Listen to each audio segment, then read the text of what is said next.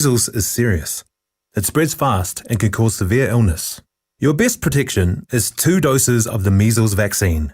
So, now's the time to check if you and your whānau have received both doses. If you haven't, it's not too late to catch up. Book your immunisation today. It's free for most people. Find out more at info.health.nz/measles. O se talawhiawhia nei Samoa, wei nei se tautua ma se aunanga whaamaliloto mai le kampania le City Car tua tusi tasi dua lua Lincoln Road Henderson. Te maua iai le tele o tawa la poa ban e o foi tatu tawa le laiti. Tadia foi la tau whaale tonu tongi e talafo mo le tatu cashback. A matatu lima se lausi aga ia tu le lima awha tala. Pe so te mai ulungia Peter Pernanto le numera o lua tasi o walewalu fitulua. Pe a manaumia se tawa le fau molo ainga i le tau malulu. citycars.nz. Radio Samoa. Taslima Ivatol Amo.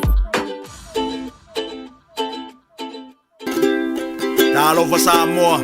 Wa ule ne yo kasu tialu. Awal suia ngila wa le kio. Eva mai ina se fudu lima iva kolu. Amo. Radio Samoa. Bevela a. O mawhaiuna awina tu telefon mai Samoa. Ona o le lango mai ale ofisa malanga o le ADS Travel. Telefoni o iwa, tolu iwa, lua o, whaselau. Tolu iwa, lua o, whaselau. O te fia fo i whatalo whailo ngā tutono nei wā yaso ro tātu. O tino o tala tau longa mai Samoa. O si mai ane whaafonga. E leo iaise su winga o le mautau ave le mtanga aruenga o leo. Whare pui ma le toi fuota ina. I le ai leo ni mōri mau e wha mau ni ai. Wanga osi Samoa le pauta wha saina le aisa. Po le methamphetamine, leo wa sawa le wha ngai ne lu tātou tino. E se fururua masina le porkalame wha lau I loa le mtanga aruenga. O lo mamori atua ile whi au le tino i le whai atu le ai I fuala au wha saina. Po le say no to drugs, ma wa wha ilo ai le sui komsina le mtanga aruenga, le sunga le a taua Samuelu afu masanga. O lea tau mawhainga mtanga aruenga wāwhi ai. Nisi o mawhtanga tūpulanga televou. I nisi o e kāle sia I uporu whape ai masawai. Ae I le whatūpula ia o sori tūla whono. E a whiai la au mawhala au whaasaina po nā koti. Sa whasiringia le sui komisina o leo I le whairoa inga matusitala. Lea sa ia tālo ina I le solua. I sona whina ngalo I le maua le komisina o leo o mai alo na teimi ngalue. Na ia whae no ai o le tua oi o whewa inga I le vao Samoa, ma Amerika Samoa, o loo pito tele ai le fuala au whaasaina, o loo uru whale mai I Samoa tuto tasi. Mga duanga I o leo. I lako wha maunga mga duanga whakingo I whala au whasainga. I leo ngausi. A wape isi se o lai eisi. Se o sira fia sin leo ngausi. I leo na whakalia kura mako. Ai o whala au whasainga, I makususu enga masanmiana. I o lea maua mai ai. I le pora zale a mea waalele. I a marunga le wafu. E le wapela ui li ke mi e kia o se kari wapea kukuila pea. Ai o le nga fua sa unga komsinga mawai. O ngo gaka inga moria mai mana whankaranga sa kuinga mai nkanga wenga. Le na sa whawai e fo i wha maunga o le I aso mi e. Ai o whalau whasa inga ia mo ki ngoa ia. E whai sa whafua kota hotu. E se mtau I nei e whamasino ma lea tau kora au whasaina. Mai se o so whainga leo. I se pito nui I tau rama. Ia I leo ne. Lea na mau mai ei ni se o kora au whasaina reisa. Mau mai ei ma se tino I tupe whape. E lata tausu di mafe. Lea la sa ame whamasino ma. Whai e fina ma. Lea na mai le polo I na whamasino I leo. Ia toi whaafo I le tupe leo. Ona I lea, leise a whianga o tupere, I le ngā runga nei kora whasai, na whiota o tu I mea mta o kumai koro I ngā whamasino. E te loe, ai tupu mta apuna o te reita o veina I a tu whina, I a ele se mta ufu e whai tātai. A whai sa whai whina unga whamasinonga, mari tu te e po I la konga mōria I le kupere, ai sau se pola I ngā whamasinonga, I rono winga. Ua le whamle I ngā whamasinonga, I le kua leo whingā ua ka ofi ku. O se vaenga o lako morianga I lunga whamasinonga. E ranga sau polo I ngā whamasinonga, I a mea mo ki ngonga umanga release. A umanga whai whamasinonga I le kupere, sau se ora, wingo umanga, kilo umanga whamasinonga I vaenga umanga si ngā ngai lua. Winga sa finga malo si le o le kupe le. O se vaenga fia mo dia nga fa so kula fongo ina ko ia. A fa ia li fa maringa ile fa maringa finga mo le kuke. On ma fu nga ke long sa ore ora. Ka muska e fu la ma ko. Ese vai mare ora nga. Lo ko ki kilo ma ko. Pe se la pe ma ko fa ki ngo nga lo. Il kula fongo. O mea masangi ai so se mea e mau ku ko o e annual proceed of crime. Ne o manga sai ai mo e ali me foi nga le ko ki kilo i le process a fucking fo i nga lo nga le pe i se me sa mi sia mako ia la fo se me sa pika mo fa mo singo i fa le ye nga i lu mo mo isi nga lo nga fa le sai di ngo fa la fa sai nga tu do a tu le si le fa mo lo pe wo le sa mo ringa o fa tu fa fo i tu pe fa ma ia Le fionga le sui komsino leo, fale pui ma le toe fuataina, susunga le a taua Samuelu afa masanga. O whawhita uri sa mori mawina leo i solo a Ta'avale, i le mai o le ta'alonga talua i nei le toa Samoa matonga. O taunu o aile sui komsina ma le pulenga o le tanga aruenga o leo, fale pui ma le toe fuataina, i le taofi loa le toe wha matu ina atua se pe mita whaatanga ia i la tou. O lo ta pena ina le solo a Ta'avale, e whae lo aile lango malosi le tātua au luka piliki, i lana ta'alonga i le whae unga o le vaya so nei. E leo talia ngō fie lea whae unga le to tele o sauni, e whaia lātou solo a Ta'avale. I lano ai o pula fongo i le police ordinance 1961. O ngai ai e parade pio ngai, e le manusi anga komisina. E isu ai e komisina le pēmika, e whao ngai le main beach road. A ka ko vai ai le inga. Pe o upua parade o marcha whao ngai pula fongo. Parade sa vali. Kasi vong kasi pula fongo le whao vai manusi anga komisina. No winga e kuanga isu pēmika. O ngai mau ki ngoi whao ngai le vai ngole awala le piko singa pe senta e ka ulanga i lumo i. Ia mai kumu foi kawana. Le ma sen ka sa mai solo e fakingo. Inga ua saule World Cup le to Samoa ka lua i le liki. Pe o ngale pa vei mo sa ka sa mai. Le ala ka fai foi ar ko singa mo vai ma ko sa ia. Vai e upu le parade le sa kula fongo. A fa liu sa o ape a foi ko singa kula fongo e lo kawana.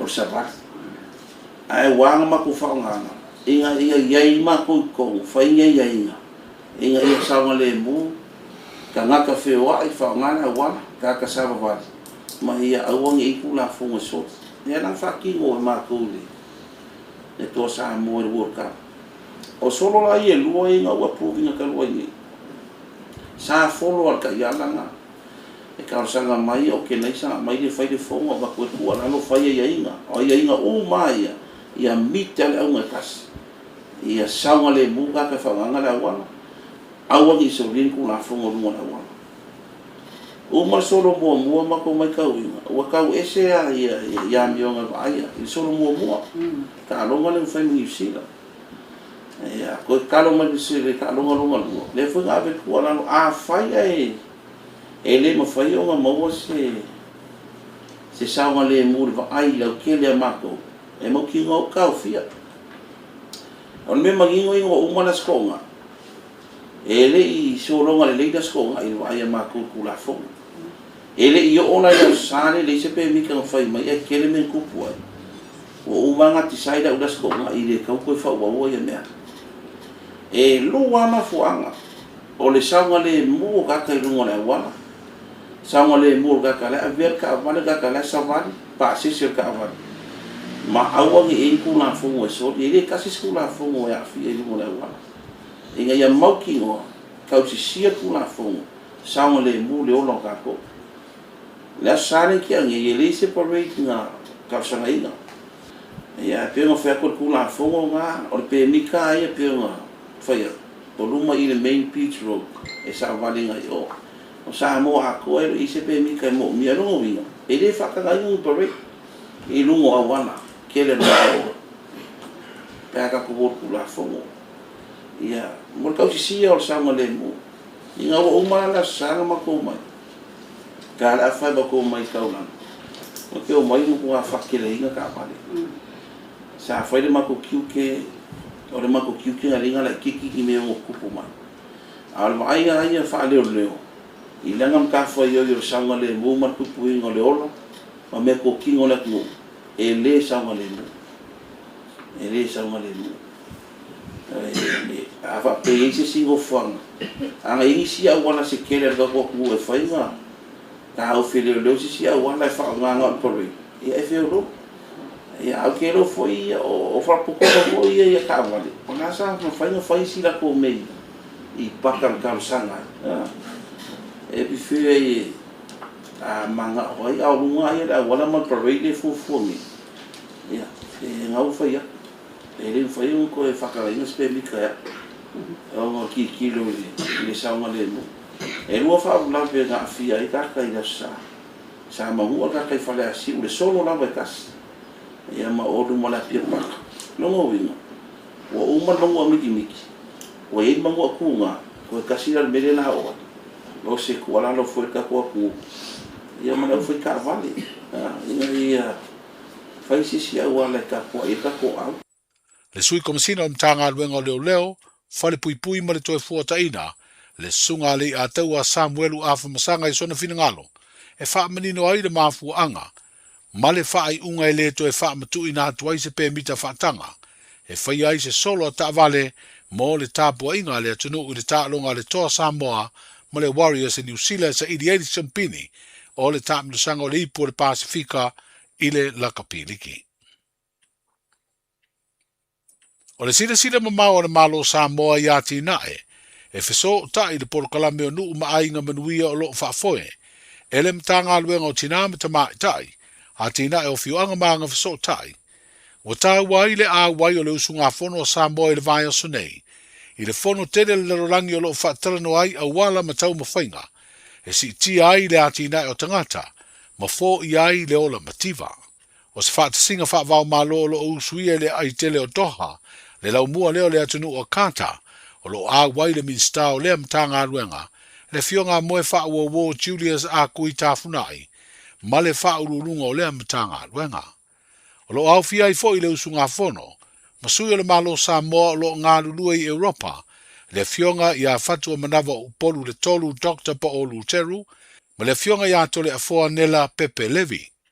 O le urua I fono wha vau malo le ua a wai le minsta o tau veina nei, le vai o mtanga luenga o tina tamai tai, a tina e o fioanga maanga fiso tai. O le solua nei vai aso na amatali ai de fon tanga, o lo a wai le minsta o le mtanga luenga malana usunga fono. O le solua nei vai aso, na toi mawai feilo a inga masani a tu stala male au whaasara lau, male whaurulunga o mtanga luenga o leo, fale pui pui male toi fuataina, ina ua tuana ini tau sanga ile toi whaia lea whailoa inga masani te vai aso. O le tāua o lea whailoa inga, e tāpā ai se whinangalo le komisina, po o ofisa si ni o mtanga aluenga I mata upu, e whesiringi ai e le vasenga o tu stala. Stasi leo awano o whawhitai e li mta tai o ngā lulue, I le longo puia li o le tātu mutanu, ma ua whausi ai ma se so o tanga mawhanawhana ma vāvāla lata, ma lea au nanga tāua le malo, o lo wha malo sia, le tūla whono. O lo tālo sia I ave ai pēr lea suinga le lei, ua toe whinangalo I ai le ua tau eweina nei le vai o le mtanga aluenga, a o tāli ai se whiringa o se tasi e avea, ma komisina, lea ua wha mauni mai ai le sunga le a taua Samuelu afa masanga, o lo avea nei masui komisina o le mtanga aluenga, o lo tālo sanga I le avanoa, lea ua wha moe tāpunia tu si tālo sanga uma, I le aso se fulu, o le masina le nei o November.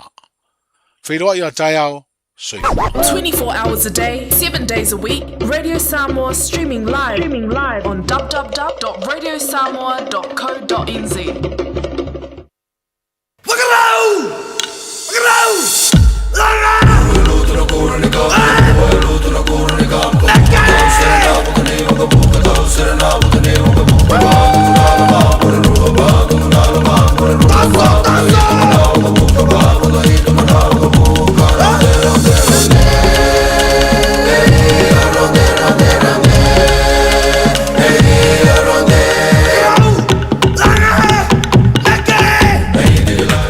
Ole na ua mawhai ona whawhonga le tātua tinu ui le toi whaasala la wino a tātua tala mai Samoa. Ia, ele tō wha utanga vaia, tipi utanga vaia o le Suia Radio Samoa lo ngalue. Ia, ma tautua mai le tātua tinu ui ala le li tu whatasio a tātua tala mo le whawhonga anga. Ale tātua tinu ui le nei fo i a fiafi pole o ngā to tonu. O le nei fo i vai aso lo nā so lulu aso limo novema lua o lua lima. Te loi lola i pole asau whaafonga mai meo lo tu tupu i lau whanua o le tātua tinu. Ia whaatasi e manai vaenga pi o na whaasauni e tu i le tātua tinu. E le tātua parade leo ua tau fia nei e le komesina. Ia lango lango le tātua matanga luenga o malo. Le toi whaamatu uina atu o se laisene. Ia po se pe mita mo i lātou e fia. Whaia le parade i le whai ungo le neiva yaso. Ai le whaia sautala. O tātou umalava tātou te nau ma ia tātou support le tātou au o le toa o Samoa. O se tasi o au o ilonga lona tula i mai le tūlanga o liki. Ia po le laka pi liki e mafua mai i alo matama whanau o le tātou o tinu. Lana ea laiona matamata ifo pe te tangtanga iane i le tātou au penga ta whailangi a meise lungo social media. Le ngata o Samoa, Amerika Samoa, o New Zealand, o Australia, o Amerika. Atu nuu nei, o lo mawhai ona e mai moa ai, i le lango ma le support tātou o tinu mo le tātou au. Ma lo whaaftai le lango mo le tātou au. Ai, a o whaalongo atu i le vaenga leo wa saunua mai le ko mesina o leo. E tō la lo pūlou. I le anganga lea ua a saunua mai i le sunga i le ko mesina o leo. E leo seisi tu. Whamele saunua ngā le sunga le li ko mesina o lo tau vinga ia le matanga ruenga le teimile nei. Lua whaalavilavi na tutupu i le vaiaso taluai. Mua mangua miki. Lua lai feololo. Longa wingala o seisi me tupu mai ku sa o al pusoki. Ele ai la sisi nganga fo ilea na mafu ai ona taofi. Ela ona taofi mua saunga le mulunga le awala. Lua faiti ai mali teimea leo e alua i nei mea. Tolu i aua ne i mau se ola po se soifua. I le tūlanga pe ona whaatino i ne mafua mai le mole me ta'u o le mimika vale, ma le malo vale, ma le ai o se whai ai, tūlau le whaafonga le tātua. Tu mafuanga la lena, leu te whaalonga ma tau whaafonga mai ei, ua tau fia, e le komesina, le toi wili si ngā ko se pemita, ia po se pepa whaatanga ai, ia ona whaiania tātua parite, ai awala, o le aso sale ta alo le tātua au. Mangaya, olona mana ia te au. Alanga umarka alonga kama. Ngole o kama sangi la ko kupe. Ma o mafuta mo latu ainga, ma fia mo latu ainga. Ko e fo ia la ko kalapu, o lai kele ala ko kupe lai mo mai. Ai ama mawai se ola po se soifu o se si ile valea. Ia. Ole ala so langonga le ngamea. Ia tulanga la le na pe o leo te lango sua i fo ile lango. Ia po le tulanga pe ona saunoa ia ile komisina lango le tatu matanga luenga ia o le tatu leu. Ia ele mawhai lava lo li fua o ia malau o e fua kukudu marko fale koutoa Samoa ia mai la ku ilumo lesi ku orko fangua sau lesi ku orko fangua o ke oso fu se fale o se ainga e la ku ia melanga o ka ko le kemiringi. Ia ole tulanga fo ila lena. E ia tātou le tunu nei lefa pe faile ma por kala me marsunga li ia satini. Tu man vau siki asiu se taimi o le fiafio le so. Ia ole a matu tatala no ai la le tulanga le o ia tātou le taimi nei. Ia mo le tātou borite ia wa le misia fo. Le fo wa makango wa ia ku ala muangi fua. Ele ngaka i fua o leo la au so fano kursi ko ringa. O ke sawangi ma fe kawi marisika vale la lo ko il. Tulanga fo le vile lunga lo tu anta lo fo tu. Wa ma ko i fa sa sanga mai i fa fosi pika ka vale nga. a whaalongo me se leo Samoa. Ia e ke kauangi e ka vale ngā pu e loa e ka kala speaker. Ioi. Inge ke wa e angi se speaker e ala muangi ma se ka vale se ro makua pe se faku se ro makua ngole awala. O ngā whaale tonu leo le tātou paroiti pe ona iai. A tūlanga na pe ona iai, ia le tautua le tō whau tanga vai e tipi o tanga vai e mo le longo pui ali ino le tātou tinu. E ala le ia tātou tala mo le tō whaatasia ma le whaalo ino tātou tala mo lau whaafonga le o ngā tonu newa yaso. Tātou se atu se vainga le tātou tala o le tau mana ngata i whalo le tātou tinu ka lena o le whainga whaiva ripoti o mai le ofisa wa ai tau i au kilani whanga solo i eia fufuanga. Ole nei fo ia so tofi fai si ve vela maka uki ole nei so tofi ia kailo ia te ombo sau fa longo a wa ia o makwa i la o foreign si le tulanga pe ole ve vela ko va ai mai o maka o ole au fama whaingaruenga i whafori la i whaingaruenga i whafori kimu whaingaruenga i whafori maruru whaingaruenga i whafori ve vela e saura ka ke la kula malaka park so la manga ia ai umai fole aso makwa fa le ko ngale park si la tau talo tau mo tatu le so au kilani le whamawina ia ile se fulu male fitu lona mafanfana mo tātou le sos fumale wha lona malupi o ne iai langi le leile talo tau mo tātou ma le mato le la na osoane le tai au le la ile se fulu valu minute te ai le ono mou mali atu lua se fulu iwa minute ta le fitu le fiafio le so langa i le leile talo tau mo tātou le so le aso an tai au i lona aso tofi se fulu fitu tikeri lona mafanfana se fulu lona malu langi le lei fole tulanga le tau mo tātou le aso an tai au ai lo ke kilo aku de kala ko le so fali le fai mai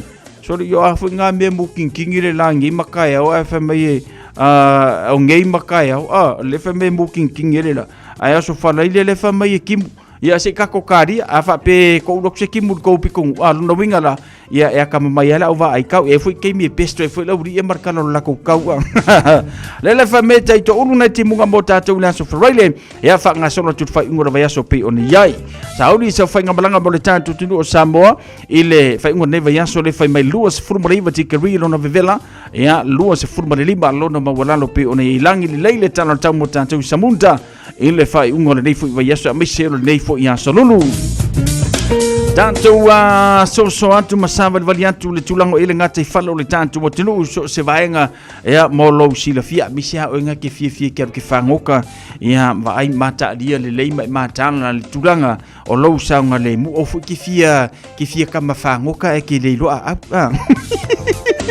au kilani se fulu valu minute te le valu sua ngata I falo au kilani mau mali atu le afatonu le valu le poana nei one hanga luas fu 5 minute te asumartasi le taiao sua ngata I fale mau mali atu le luas fu 5 minute te asumarlua le poana nei male mato pitonu o manu kau het le fai mai 5 minute tasu fumal tasi le taiao sua ngata I fale 5 minute te asumartasi le poana nei to e mau to le ngata I fale ia mo manu kau Ola pitonu po no fanga o fa se enga muri vai pe tu le fai mai se furu ono minute tasu martasi le taiao suara ngata I fale ia mo mali atu 5 minute tasu martasi ile po anane so se vaenga ia matulanga pe ona ia ile ngata I fale o tanto tu mana tua lo saunga le mu fa mole Ole kalena o whainga whaiva whaime o le sola I keleria kai au keleria aso falaile keleria aso tona keleria se pa ia lava ile aso lua ole vai aso a sawa vai la ia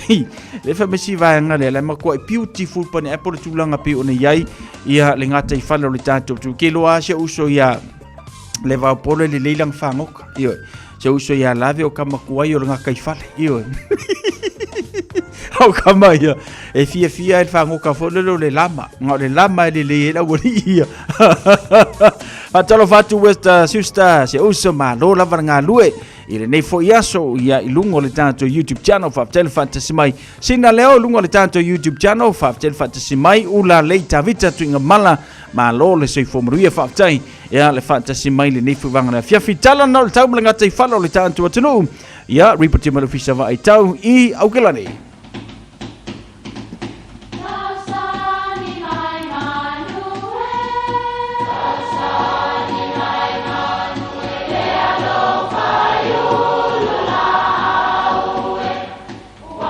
E o whanga manu I ululu o la au, awa e whawhanga I funga o la au. A o le tangata e whawhanga I upu matala.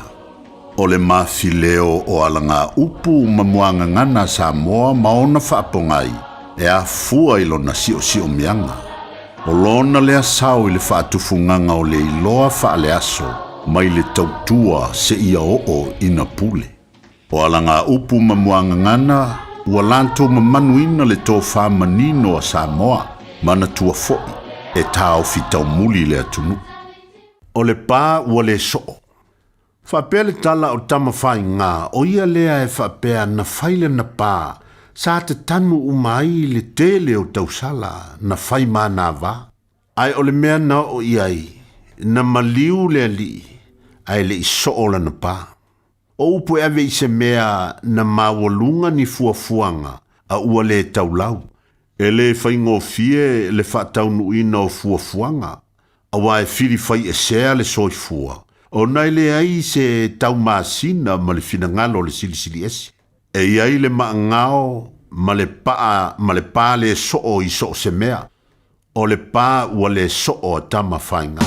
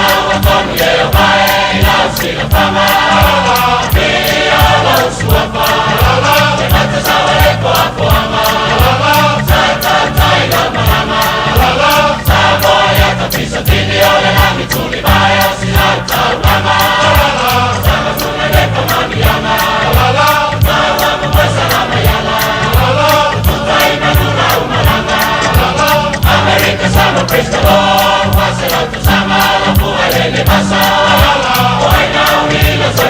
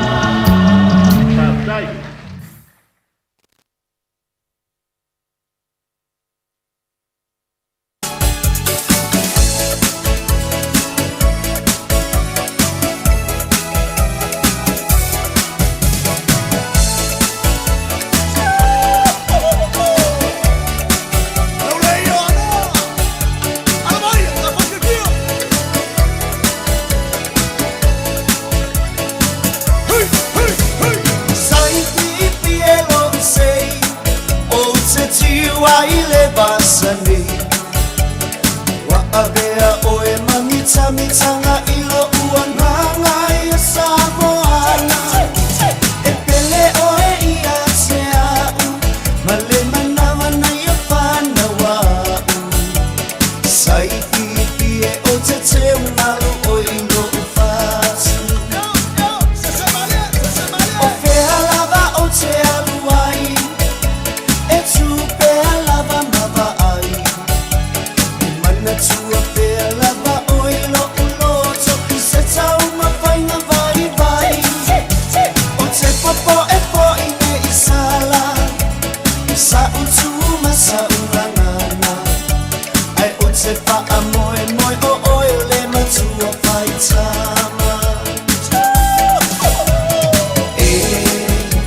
o te mimita lava sai ilo imoa se tau ave oe waolo upa asino manga si o one one pae pae malohu vai e pei ole aisa ae wha paolo ele maunga ole atua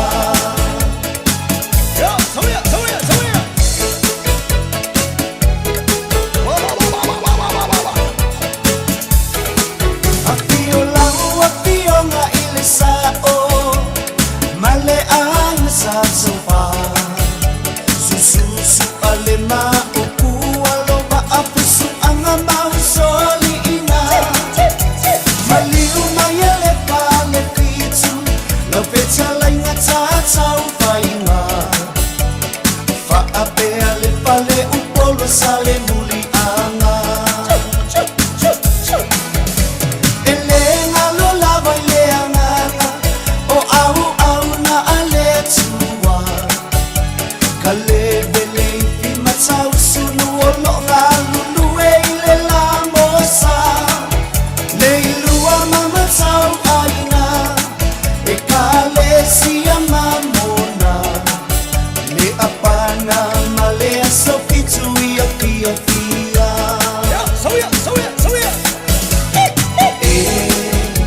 o te mimita lava sai ilo imoa o te tau ave oe waolo upa asino manga si o one one pae pae malohu vai e pei ole aisa ae wha paolo ele maunga ole atua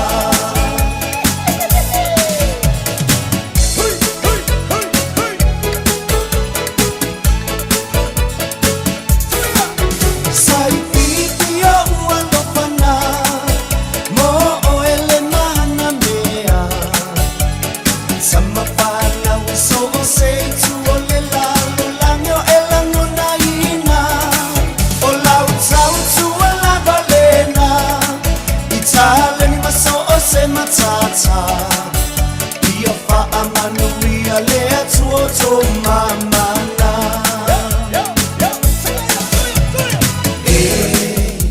o te mimita lava sai pipilo imoa o te tau ave oe waolo upa asino manga si o one one pae pae malohu vai e pei ole aisa ae wha paolo ele maunga ole atua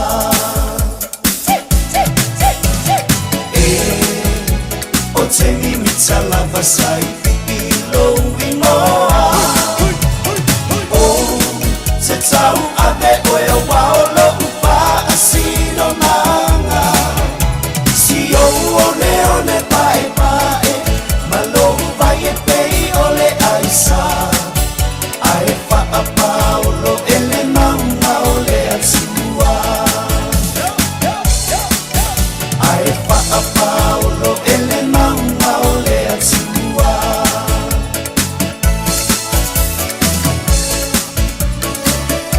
Nai whaafifianga su whiwhloi mo tātou le nei whaiwanga la fiafi Ia, mo le mana vaonga luenga, whai le mulo sa o whai si pisi o lungo le tātou a wala le nei whaiwanga le fiafi ia le ngata foi le o ila to fa pena na fa saunia tu mo fe au ma ngaluenga po le si fi po ma no le un sai ma no le fa ma no si ia tanto fu mo si na va no e fa ye na ngaluenga ia I lumo lo fale po tu lo fa ma na ye le tano le tau fa ta pena I foi lo mo tam lo lawa au tanto saunia tu mo le fa unga o le nei foi tau sanga luas fut fa minuto na ta le tula e valo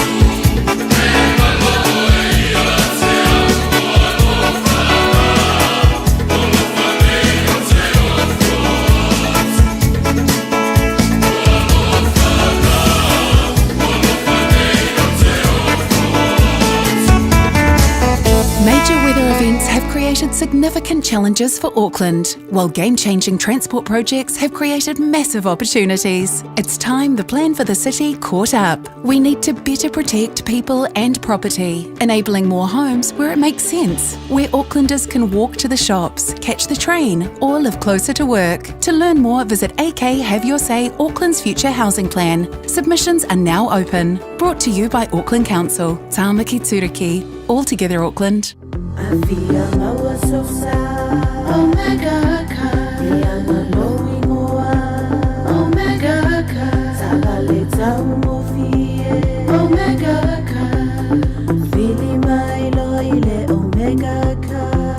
Omega Cars, lua selau Cavendish Drive i Manukau. Pole telefoni o iwa lua vitu 5 tasi lua. Susu mai Manukau ne Omega Cars. Umalole keisile Omega Cars. Beta Drive Doctors i le taulanga whaatau i mangele whaapea manrua. O le vainga o so ngase pe amana o mia. E whaatino e fo i matupui pui o le whana witi. O tupui pui la COVID is fluiva, mo i lātou is fuluan tausanga malunga atu. Whaapea matupui pui o le flu. Pala au telefoni, 255 iwa valu. Mo so wanoe whaatino ai nei au nanga. O fisa fo maa i mangele i taftafane o le McDonald. A manrewa i taftafane o le Faletusi po le Public Library. Beta Drive Doctors Clinics. Radio Samoa Tasilima i Batolu Radio Samoa. Patalo fale tanto proclama le nei fiafi se uso ya papunga sio. Patalo fatu so fa taile fantasy mai le nei fu vanga la fiafi. Ya le ngata fo le fatalo fatu ya tinanga wang le mafuta mai kokosi au setalia. Le ngata fo le tile Yohane alofatu fa taile fantasy mai le nei fiafi. Ya mali tanto proclama musika wale mana vanga wenga. Ia po fia fo le nate nga ifishing fa sa video bo vela kile ka ulo wo yitato Se for 50 minutos na tano le valuta le sunga le malu le malo tu manu va siki an siwa wale tanto proclame oe male tu la fono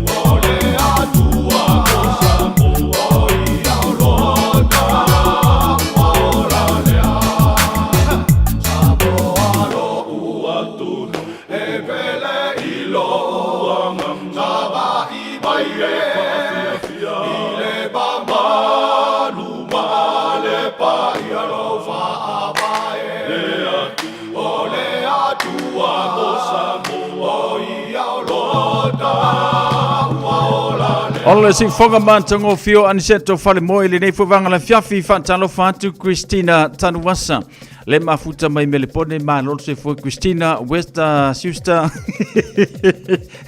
Weta lo fu le wasama le mea e fai ya fu ia ke minge fa ma fa singa pi ong se kasi ya ole yo le fale Eva minutele Jonathan oli tula e valutal valu lo fa tasi mai ia le sunga le malu malo ya wali tanto proclame oe male tula fono ile ne vanga la fia se o se atu mone tanto fa si silanga le utelu mai ia ona fa ngasolo e fono tanto proclame ile ne vanga ole a fia fia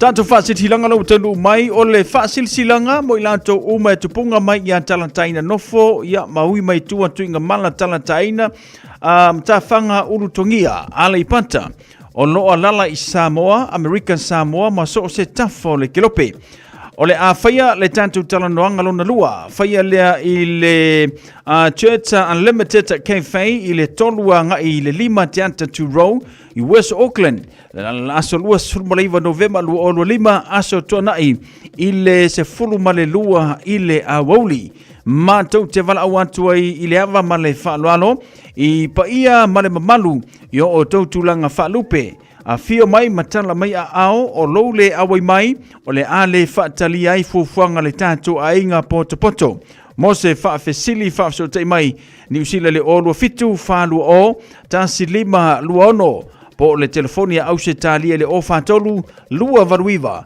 iva lua iva fitu sa inia talataina valusia talataina le ala isala Noa William Pama tu inga mala va lotu talataina ia ma ifo po on sai Pama o lo sa inia le tato fa sila silanga lena ole a faia le faalinga o la e le Pasifika ia ma tatau pea po le malu faia le te puke Otara Community Center ile aso tuana is furmare lima o November ile talo se furmare tasi le taiao e mawhai na whai soula ei wha Samoa e wha ani ei lau pea ia po o lau malu mo nisi wha mtalanga wha so tai mai se prina whale i le olua tasi iwo na tolu o tasi le ava male wha aloalo.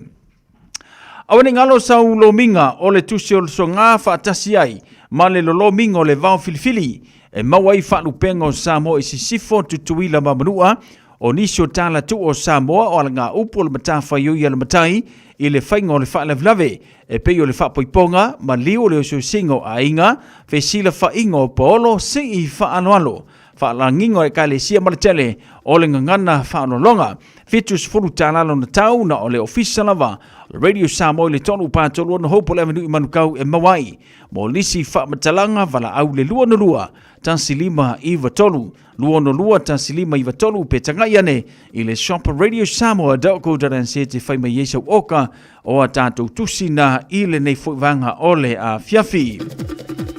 O isi a tātou whaasilsilanga le watanu mai mafutanga nuu vaye e sa fanta. I le awa tele e tatau ai e whaasilisila tuai ma le whaaloalo i le mafutanga alo matama whanau le nei nuu vaye e sa fanta e whapea. Whaamormole e whaamanatu atu le tātou mafutanga masani i le aso tona i nei aso valu Novema lua o lua lima.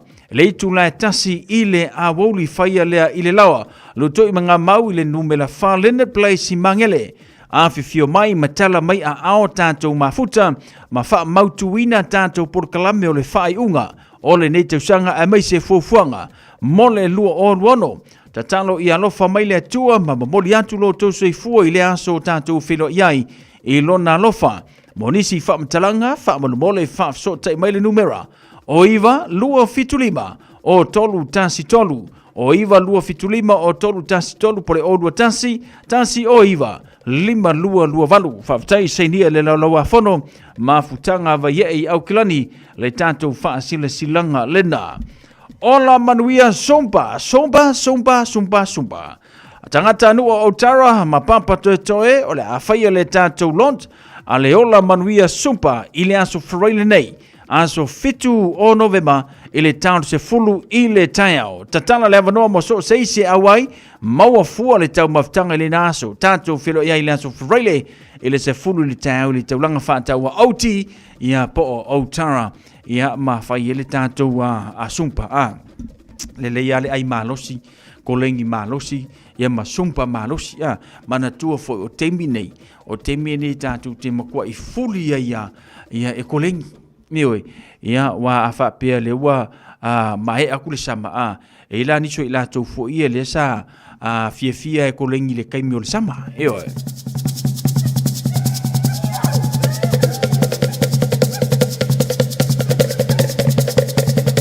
e la ngisi la sa fie ko lengi ke miole a tau malulu ia e o mai la sama o la ke mako makau kia lo fit nga ye e o mai fo le sama mo ko e maloki o nga fo nga sa ko lengi le i le kau malulu ia e fo la ngisi ia e fie wa o le sama ko fa mano sia le malulu sio e sa vali ia o e sumpa ia pe o sa vali lungo makafanga ia mangisi fo e uma ku le winter pa ku ka ko le sama aya nga isa o fal ma e va ile midwife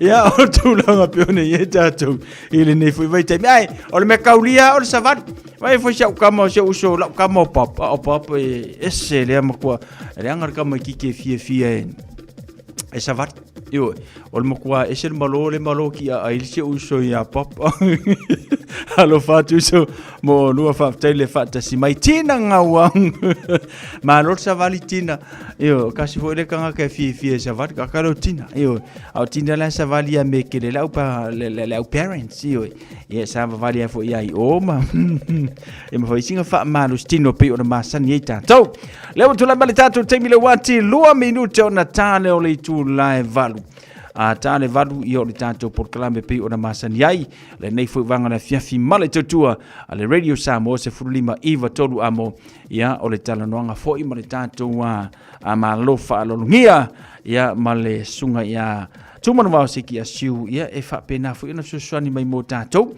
ia moniso i la tu whapena o na fie soli tu la fono ia e aku leo e so sola o la tau fo e fie fiu lava vale ia ai atu leo e fikangisi ia ma ta penalo sa ke milengi io o le wa lama fai uli tau sang bo te tau ona e matala ma ai lau le skala va ai le fo le warren of fitness o lau ta vale po le lei ia ma so le ma se vai lo no se o le vanga e kamile nga le na lai senge le awo mar kau sanga ngai ke le na ai le alu e fai lau lau fu lai senge io ma enga o malana ia e apena na tala no ino le tanto por clame ia ma fisile foi ia le fionga foi ia tuman vao ia ma le tanto tautua ile ne foi vanga le fiafi fatalo fatu ia ate nai ma no te fumruia Faftele fata simaili nei fu vanga na fiafi kaske rap alo fatu so malua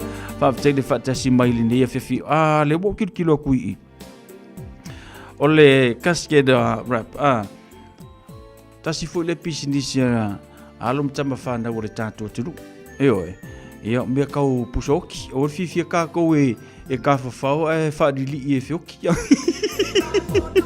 vai so se ko inga design le leike le limo se uso ia papul vaenga le na ia pe fa pe yeni vaenga te fia mo mia ile nei fo i vai tau so i fanga o tanto ia tarvalu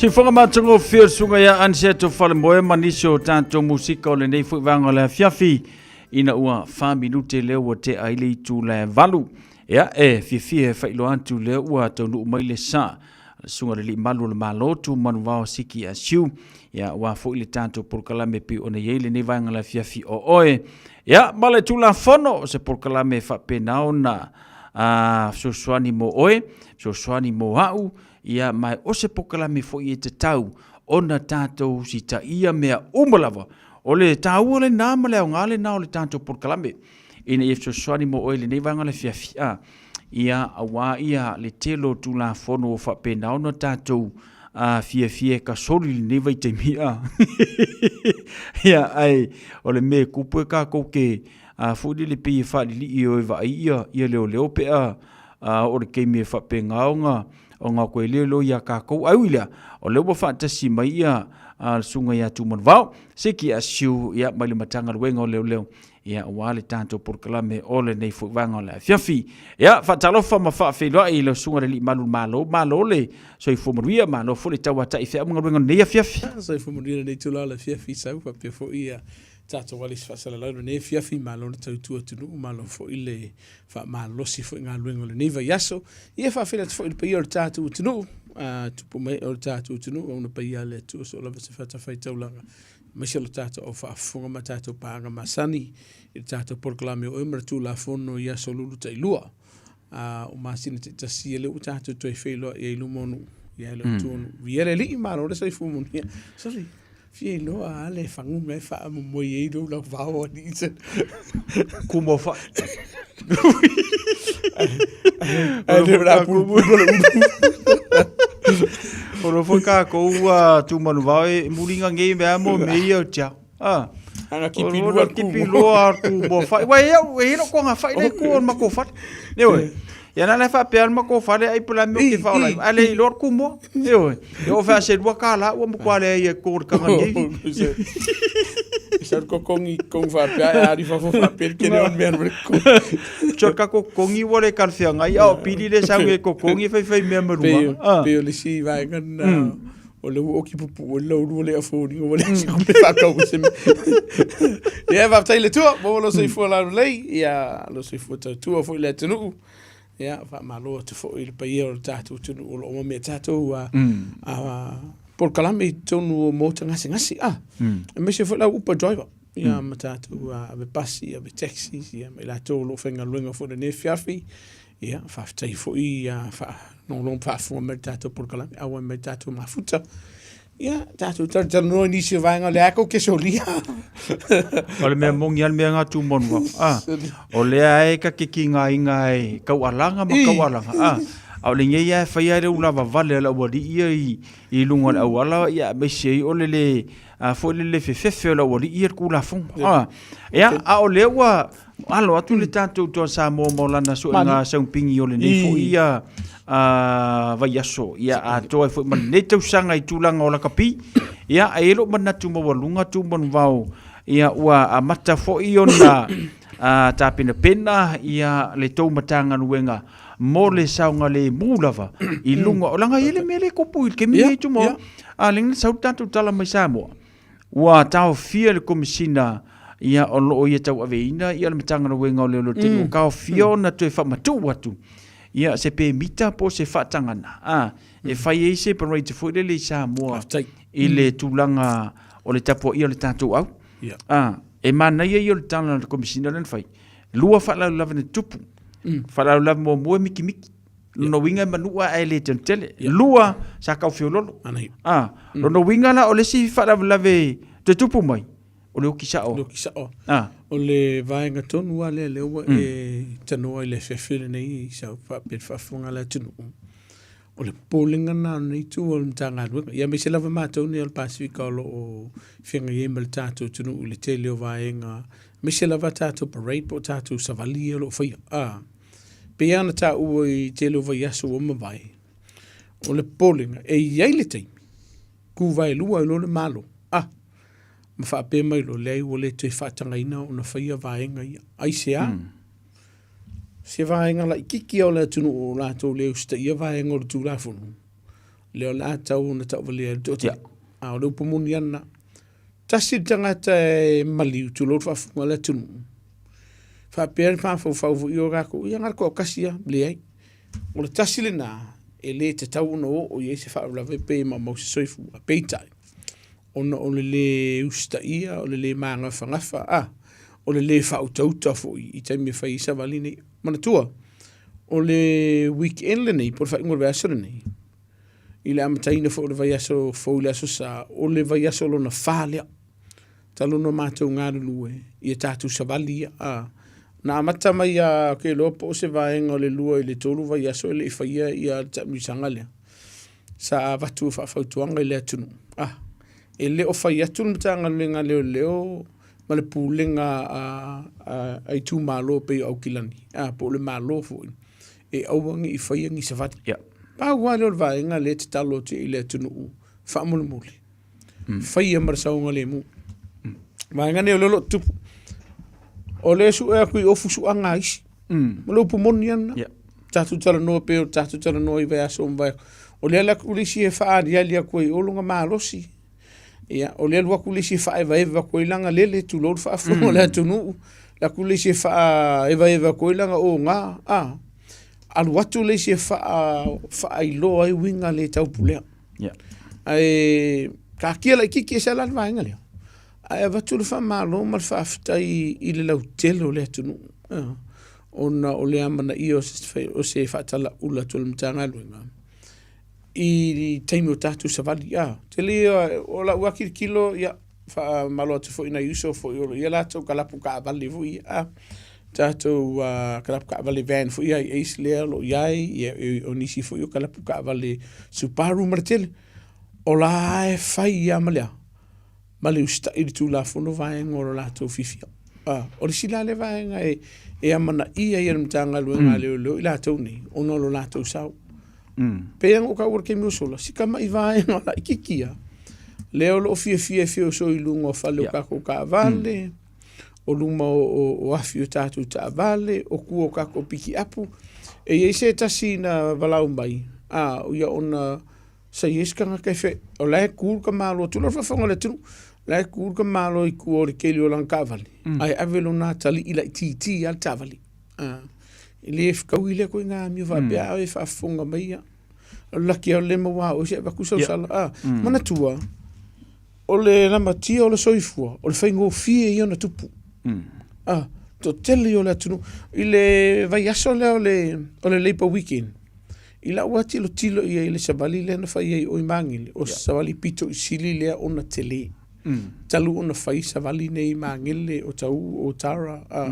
ia le ui manu fanga le Clinton o le to tele fo la tau ia na ka loka ile polea mo le sile fie la tunu o ise la ko ia ngalanga ave kong o tatu sila o ye kusi sai aile I maua ele I fa apea so di kula fongo si vainga nga maua I savat uso lo o mai ala tau ia so li tu la fongo I savari fa ku le maua ku ai mo o le ilo kusa sai o le alu la famsingo lua e yelo no fa yele wele uska isa ka o e fa le alu e sa o ka fa te le ia la vainga na le o yo ni so ila tau ko so ka vale ono wele usta ia lo lato fa salanga ele mfainge ko ka nguska vale se longa fa so le se o no winga ele ia ke le ngi lato na ka loka ono o fa la ver savali ia ai ongo fa ka mala ke mer savali lenga mawailo o no winga la o fa tonga la vai ele tunu mana tato fifio ko ka serga ko weekend tato tapo ina manuel ta longa alum fa na wala tunu ia fo to telo la tunu lato tapo ia le kiwi ia wa ka o kiwi ia la wa fo de pacifica la o malifo ia le to tele o no winga e tamu na tato sa fa tato fifia fai mal saunga le mu fai mal fa alo o le ngana sa fa ngai po na le si vanga no fa no ya o le si o la si le fia o le o filongia ele ngata ita mam tina match tu o alo ma fa na ulaiti ona yo tato tu fa fini o upu e fa online ni so la to kere lo e po le mika po le fa dia ele ya si me tu mo vale ya ka wi mo vale yo ingala e ala i ona tutupu ni si mankua. O lo pala vale tu lo whafunga le tunu. O le kukua o le ainga e iwi o lato whanau e ile kei me e la nguna e le loto tinga e lo le mafofa. O le whautuanga la balaya. E te tauna wha atino o tātou fie nei. Ma e kilo liskangaka. Whailau ngai oinga, ma ia e loa. O ngai oinga e te whaia, e ono a fia i la nguna o listangata. E ono a fia i liskangaka i lisonga kufodele i whafolau fua e onga kuia kusia maka o seisi a. O le sia ia vaenga e titira mtanga luenga. O pauara vaenga o le anga kutatala noi nei vai aso.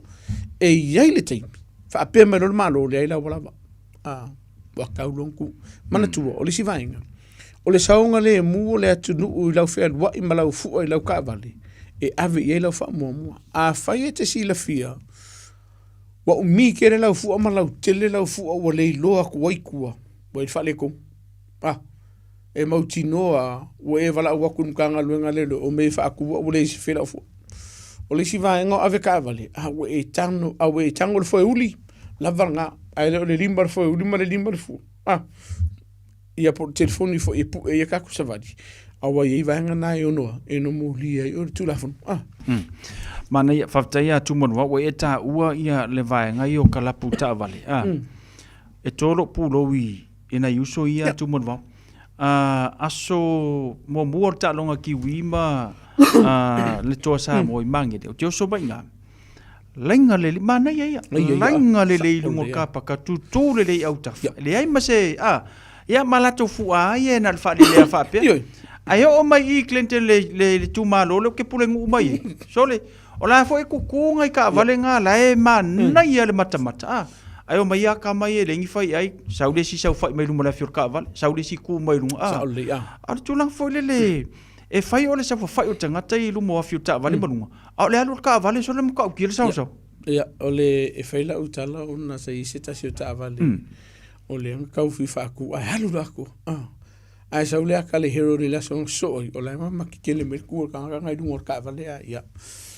Te leilo I ma fofo I la tolo fatino ina le vaenga le. Mana tuosa, o le vaenga pito I sili lon tau. A la vea se tas I vaenga fa e peilungo la awala. O oele ave ka vale. E mamafa I. Ai se a, o lau matafa I oi. O le wha mauti noa lea o lo saunga le mu I la tau o lo utitonu o lo sa. Fusi pau, o fua ka maiki, o fua o lo whaonga ina I titonu e pe o la au, o pou, o fua ma vaenga ia. Ma e le tau, ona nofo seisi ilunga o whale, lunga o le afi po o kua keti. E whasa, o vaenga la ia tau tiro tilo, sila lao ia. E le leipe pau. Ai le kulol whafonga le ai le hoki. Ai le anga la te ua pau, lua vaenga. A le au ngā I se whi au leo langa a kua. Lua mawale soifua. E manifa la le afile. E mamafa la ia sosu ngamtanga luenga ia ke oile la vika vale wanga ke whai malo sila fia. O le si vaenga, o le vaenga lo lau wha ipa. E manatua le whatanga ina le vaenga le. O le taimi ia ke wha ipa o I pe ke wha ipa o I sa vali ia. Po so se taimi la velungo le awala. Ko so il mkanga luenga leo lola ka vali. Mauki ngoa e whai mkanga luenga le ngai o inga le. O le si vaenga na mato va aiging. O le whaonga ina le o tatou me whapapa. Ele kaung whaonga inga me no whaonga whaitele ia. Me se lava pe a whai o le disi au amio vale ele whaka ngofi ka whanga me whapapa ni melo I tangata. Le sina ana vaenga le o tāpena I ele mtanga luenga le weekend. I waki ngā lo fia malolo ala la whinga luenga. E sero kamale leiso. Mea leo ke le inga I o e tu malwa. O wala mea leo ke whakadi. Ngai o uso le whaila ko kalapu kāwari. Wale no whano longo I matu tala no le vai ason tuat. La si e wakula ko screen I o I mangele manga yo.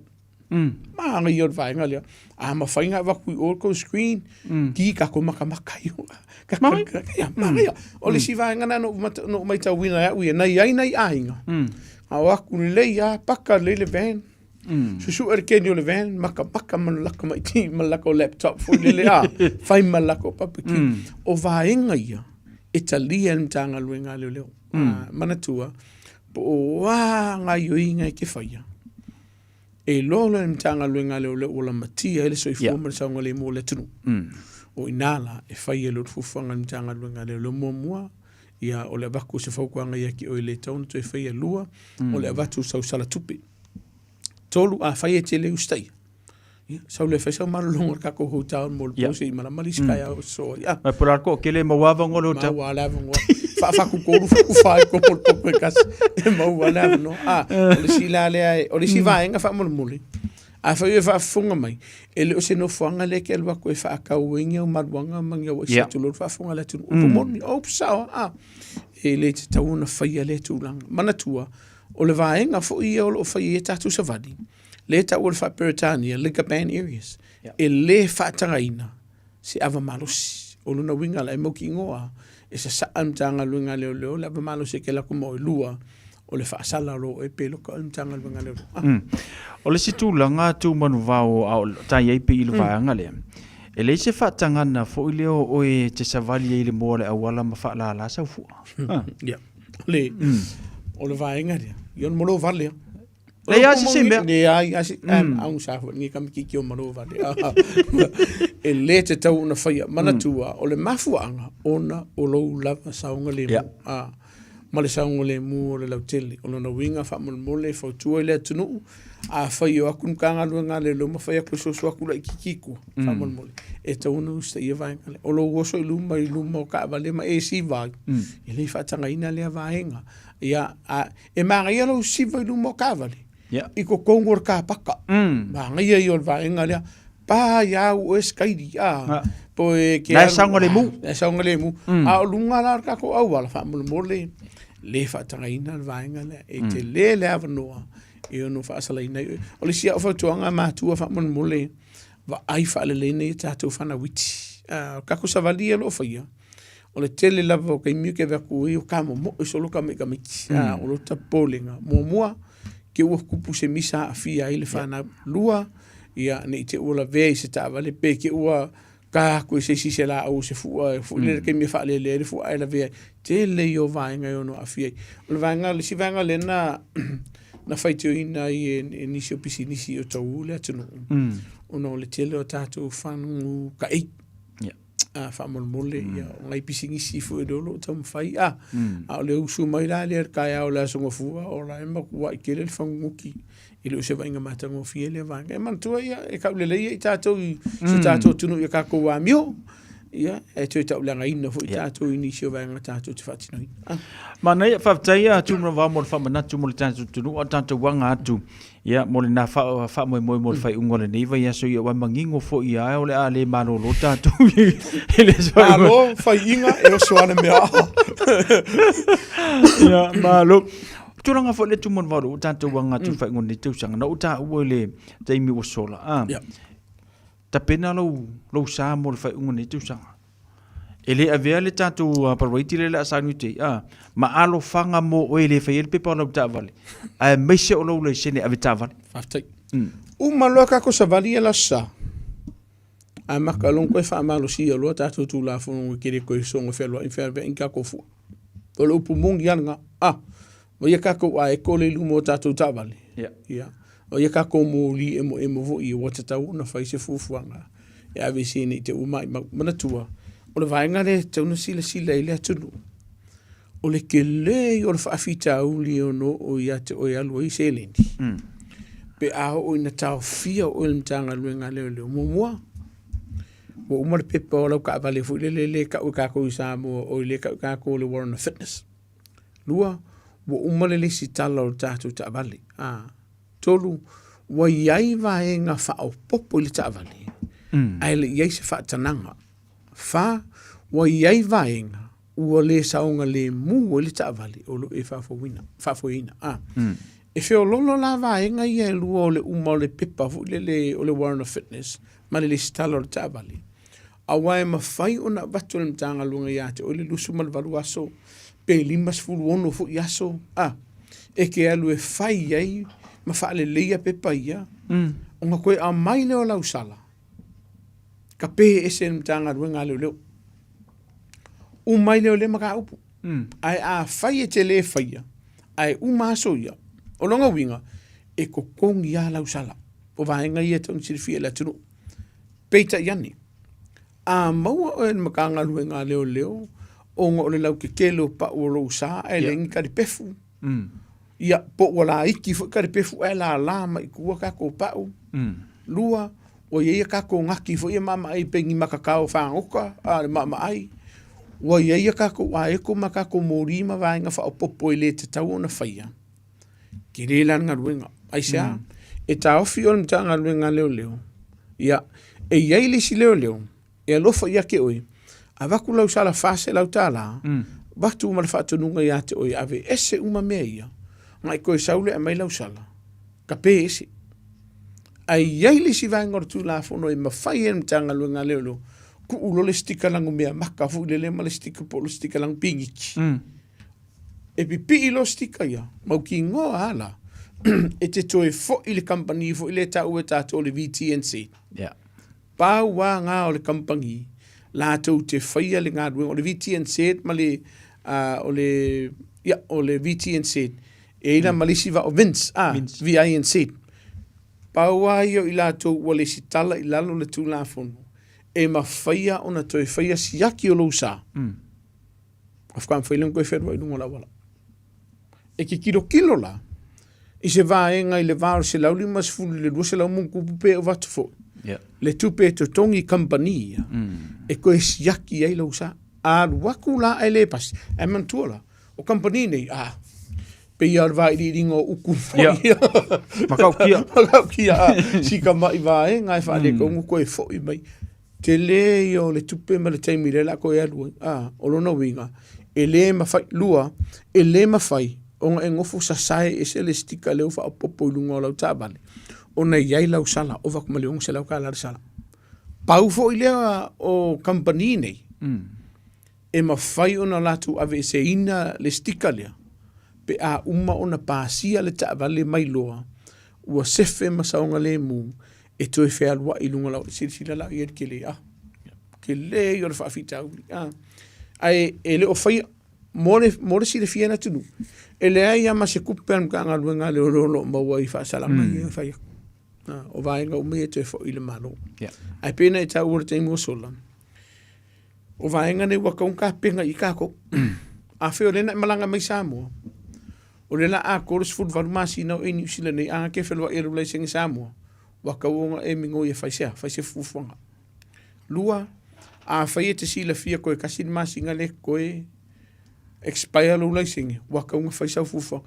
Laisengi New Zealand po a lava se laisengi e whenua i moi. O ta tau una whaisau fufuanga. E whafou wele laisengi lea. A whaifo e ke sila fia o le a umaso le laisengi le ua tau una whaile le sele luna dua po longa kodu. O lau whautuanga waka kau. Walanga ke refa beke la kulo le telo teimi whailor ke miringa. Kera kufi ke whaakati. O isi a masinga, rua masinga o e whaatati. Luna winga ua tau na whaisau fufuanga. Ka kia e se lava inga i o laisengi. Ai peona e tā ua. O lou lava a inga o lau makafa i le lunga la wala. Whamauti noa le lei o le lei ka ofi o le ka avale. O le lei pau ai me se la tau ua to tele la tunune o la amalanga ese i whawhatua o au kilangi. E ese le tā ua le vaenga lea. Ia le lei ko kongar ka avale. Vaenga pito sili fo na tā ua. Ia le lei fuspa. Ia whamauti noa le lei e le la kurko malanga ko keu Wellington e a kupe o le manwe ua koe fo i mai. Ia, koe vesi e lola i le munmuri whamauti noa le lei o le lei mea umolo sa. Ia, ai le i whemalanga i se atu. O wā le upumongi ia, o le la pekorora o ka mai ar whasoro ako. Lau su e a lau la manga mo na wani ia le ai o taimi ia o kirisi masi le la mato whainga luenga. E tau mo whai e mamuli ni se o whi au fo i le lapata i le atunu. A wār saunga le mu, o tau i o le vanga ne. Malo, whaftai atu manu vau. Ia, manatu le fo ua malamalama fo le tātou tau a mese i o nei wha manatu mō tātou au tātou wanga tu mō le whai ungol ni te sang. Wā nisi vaenga pi o na pisi e matanga ruenga nei vai te mia tu manu vau. Whaisi tele o tātou whalero o kōingan maruanga. Pai asi tele. Kiki revai aso lava nei lau tira chilo. Whaisi tele o whalea no sfai e matanga ruenga leo leo. Ai o lo a fia e fo inisio le tunu. Mana tua e le o whaatangaina o na tutoro se la au maruanga i lo whale kusapekas. E le o whaatangaina le vaenga lea. Mana tua sa iei nisi se au la tui tau mawhai e mamoli ko kongu le vaenga lea pe se whaatananga pe ka i ke mingi le o whaatangaina. Se ia vangana wa iei se vaenga whaale soifua malolo ina ua whaatangaina i o na e tangofia ia le marijuana fo ile le whaafuala au. Soifua malolo ina o na mawhaile o na e whaangaina. Aka kaunga ia ki oe pepai ke mima. O lo vairani tanga luenga o whaisito o tele o i lato o lo a fia le vaenga le story na lo la o le neo malwana. Ia. E o fo i la nga o si o le aisa. O whaia si whaatuputupu la ia. Manga kua e o whaatasi ia fuala au whaasaina ma la au malosi. Whaia si whaatuputupu la ia le whaangaina o la malosi le to tele. En te mine o la au malosi nei. O lo o mai whaanga oi, a mai wha ala tua, e lo ingi lai singi. Ia o lona winga, e te tauna sila ile, tunu mātua mar tātou ainga, a whai e ke sila fia o lai e sisi o lo o walo, po o nisi fi o tātou tau ainga, o lo o whaia le vainga, o te tauna longon tanga lunga. E le ngata mo i lātou, se so swani, ai mo oi malau tilo le ainga. E se le tāu o le vainga, o ngā umakiri, la wakiri kilo i aiwa, whai si whaatuputupu i o le vainga, e o whai lai e tātou la umarosi. Whai asi whaatuputupu i o le vainga lea. O pei whai lua whaakalonga. O le hika o lea sa i whawhamana la umarosi. Mana tua. E le ma whaionga o ilo se la umarosi mea ka alotu lo whafonga lea tunu. Po se mea mui. Pe ai oso mai mai whaasanga mai kam whai e whamatau sisi. I lalo le tū la fono mo si le fia le tunu. A whai o kei loa, o iei lo popolenga le la makia o lo wola, ma le soifu o le lautele. E iei le ngai o inga e mawhaiona o whai na i pui ei mato. Whakwa urongo muli a o le whanga mea ka alo tūlo, o whafonga le tunu, ai kei lo wakuaki. O ila, whamono muli, o wakako ke ka alo le mea e ono la matia, e lo soifua. Ele se me se la vale oso mai fulele mal fanga fulele fa aki man ganga luenga leo le o kun tanga luenga le fa le na para o me tono lo vaina le tono fa yel vaina la a fai fo o yese sasi fa pe ya te oi ai vala au tanga luenga le ya te oi ke sau fa fuku lungo lima fa mo mole ia e gusta i fa tono umala pa tanga luenga le a wai te le abano e ma fa yo na fa tino nga luenga tanga luenga le ma fa tino nga luenga e no ma welo soifua. E se la le tau o vaenga i o wale si le vaenga le umato vai. Le si vaenga lo kilo i. Fai se te alo tātou whaafi tau li lunga lo penga ta whailangi. Inisi o winga le tau pulea. Ka ui ese a wala whaafai ngofie. O lo o iei le vaenga vule le wā mataona to o te li lato o whaafefe nisi. O nga ungisi o ata mahata ngā sa o lato o whai lunga lo penga ta whailangi. Le uko i fo i mai. Ia, o le whautonga. Ia, o le o upu sa o asau. Ia. Se o kako kaka keu siano. E le kakau kako whaia winga wha ape lunga lo penga te whailangi. Lunga lo whamtalanga. O lo o iai i lato ua wheloa i manisio tamai ta i mali i lunga lo penga te whailangi. O na whaile ona i lato tala noanga. Ia.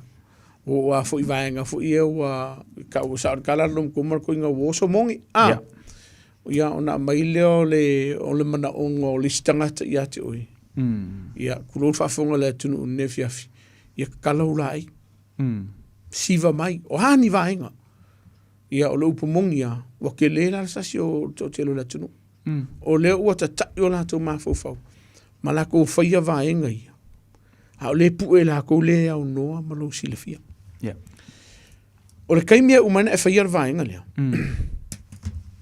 Whaia la siku wai o ngam whaiong koe ka pē i lalo videos nei. Pe ao o ina whaasara lau i la tau nei lungo penga te whailangi. O i rea ta mai o tangata e so semea. Kele. O le o i tū nei e le i ere vaenga lea. Mōmua. O la a whai mai ake oi. Ia. Se o mangu a le a mai ar kupe. O le a whaasara lau o waka. E le ai se mautinoanga. A bakurukupe ngare whaasala lau lea. Lua. E ese whai mai a bakurukupe po mua pe rima se lau. A makanga sisi a kua runga uafe. O se furu afe. sila la iai le te le o le awhaina, le la iai oe ma lou tangata, ma lou tamaliang, o ngolo whakamala.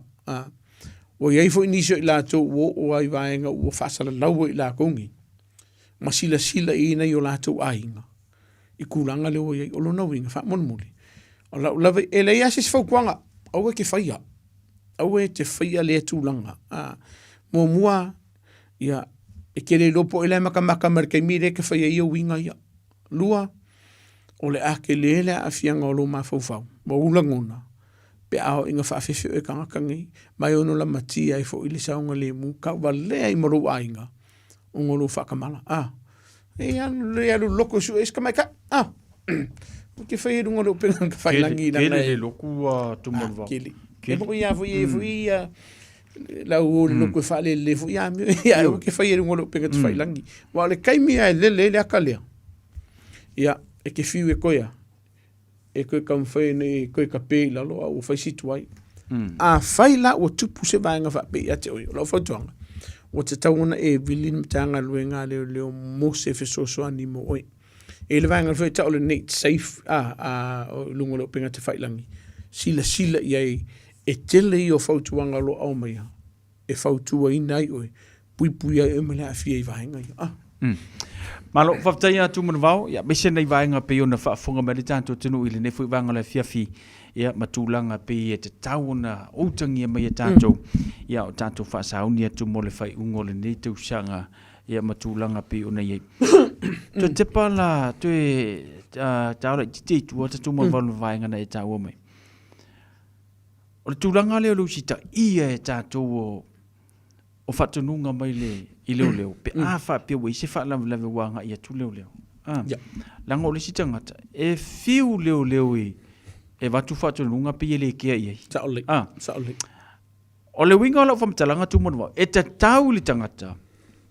O na wha ai loa ma wha ai ilo i leo. Pe ave i leo. Kusa lawa pau se whanga fwere le meka alo. Langa e a vea le meka alo lea.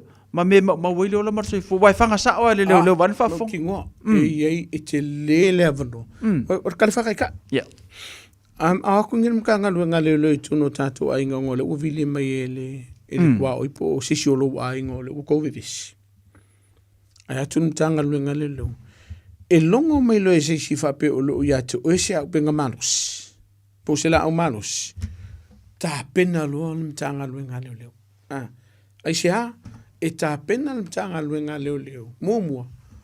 O aua koe fia fo i lo ainga pe au mana usifi. Lua, e te tau ona wha atino lo utiute. O le puinga leo saungo le mu o le lautele ma wha sao ina le soifua. O longa winga la, e wha atino utiute umai lalo le tū la fono.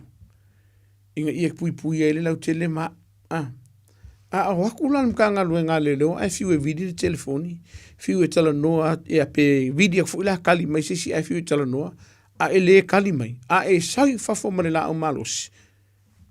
Sa wala upu moni ua marfafonga na tunu, wa iei la au malosi moi, walang moanga.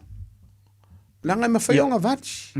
So o se lango e ke, e le mawhai, o nga o wha akali, ma o kilo, se po se mea ka alo ya, nge ke o ma welo wola tu lo fa fonga la tu o i lalo le tu la fono fasu ma vainga fasu ma valu o le tu la fono o solinga tu la fono he sala uno sumatas e ia e te le malu si anga fa tu la fono o te fa tino i singa yo inga te tawa pui ai la o le alanga yo inga le ele ai asi si vainga asa a fa ia u wala au ko ku la lo fanga ala ke sa u fa aka me ke u fanga failo la ya ule singa yo inga ya eso ya o pustu sawa fa maka e ke la vela wala pa ku ngia oi e laki ele ngo wa ku le spray fu le pepa le fa no winga bo ya ole in tanga lo ngale lo la malos e onu fa o ngaina no winga o vaenga ya ka nguska in tanga lo ngale lo ele ngata fu la me silo eta u vaenga le o le usta i el tatu utunu o le teimi atu le mtanga lunga e o le ngifi au ilo abu le sefe faila fuanga ila lo tu la fo le pupu ilo ola o le si vainga e malama le mtanga lunga leo Ile o atu le taimi le me se lava pe afa o ma soifua. Ile langona mafatia ma le tinga o le ainga. Pe afa o isi si o latu ainga o ma soifua. Pa wale o tau sanga mtanga luenga le lope na batini se tato por kalami famuli. Au mai le avano. Ile matanga luenga le lo e fa tini o latu titi.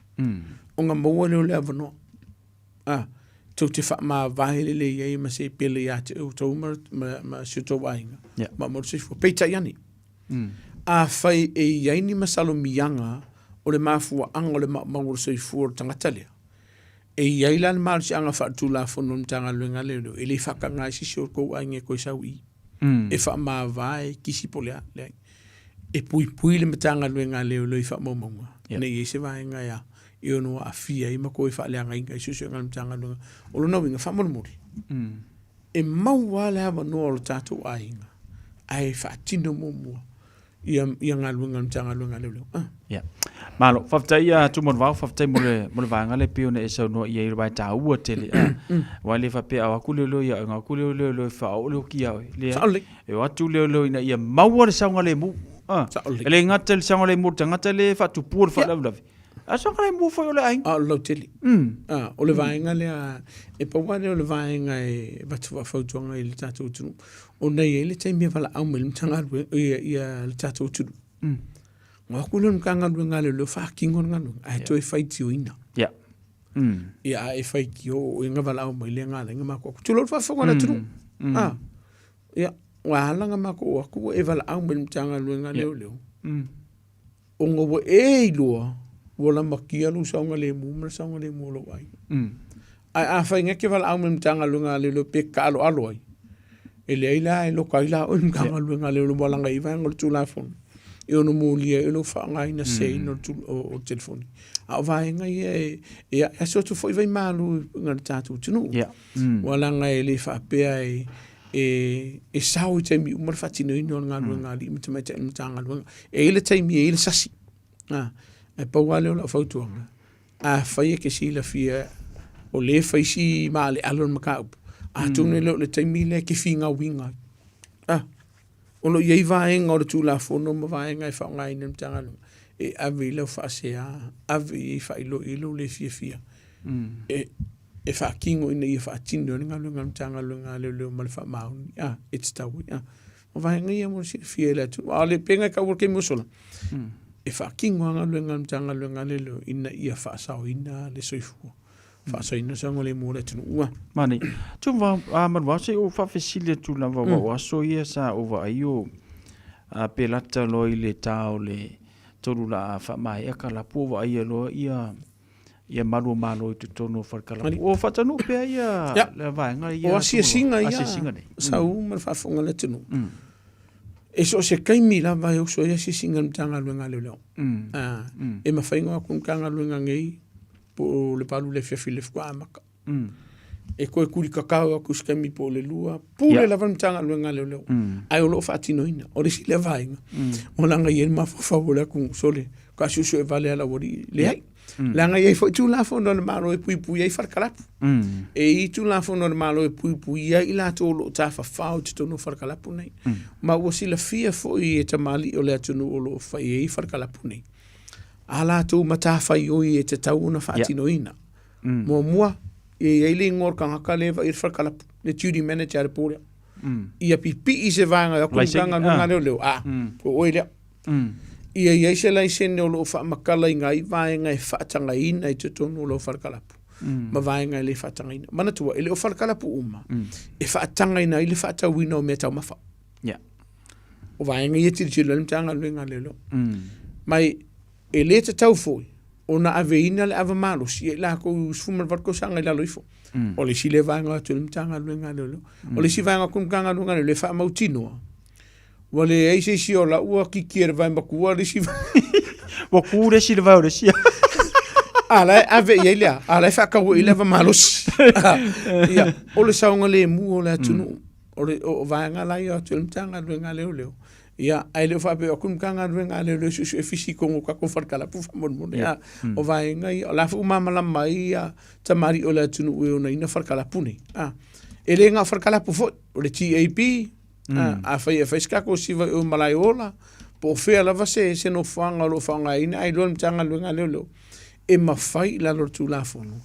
Ono atu mtanga luenga leo. E lo mtanga luenga leo. Wile vaenga o bola matia. Se fola tunu. E iai le malu si anga whara tu la fono. E ta puni nai.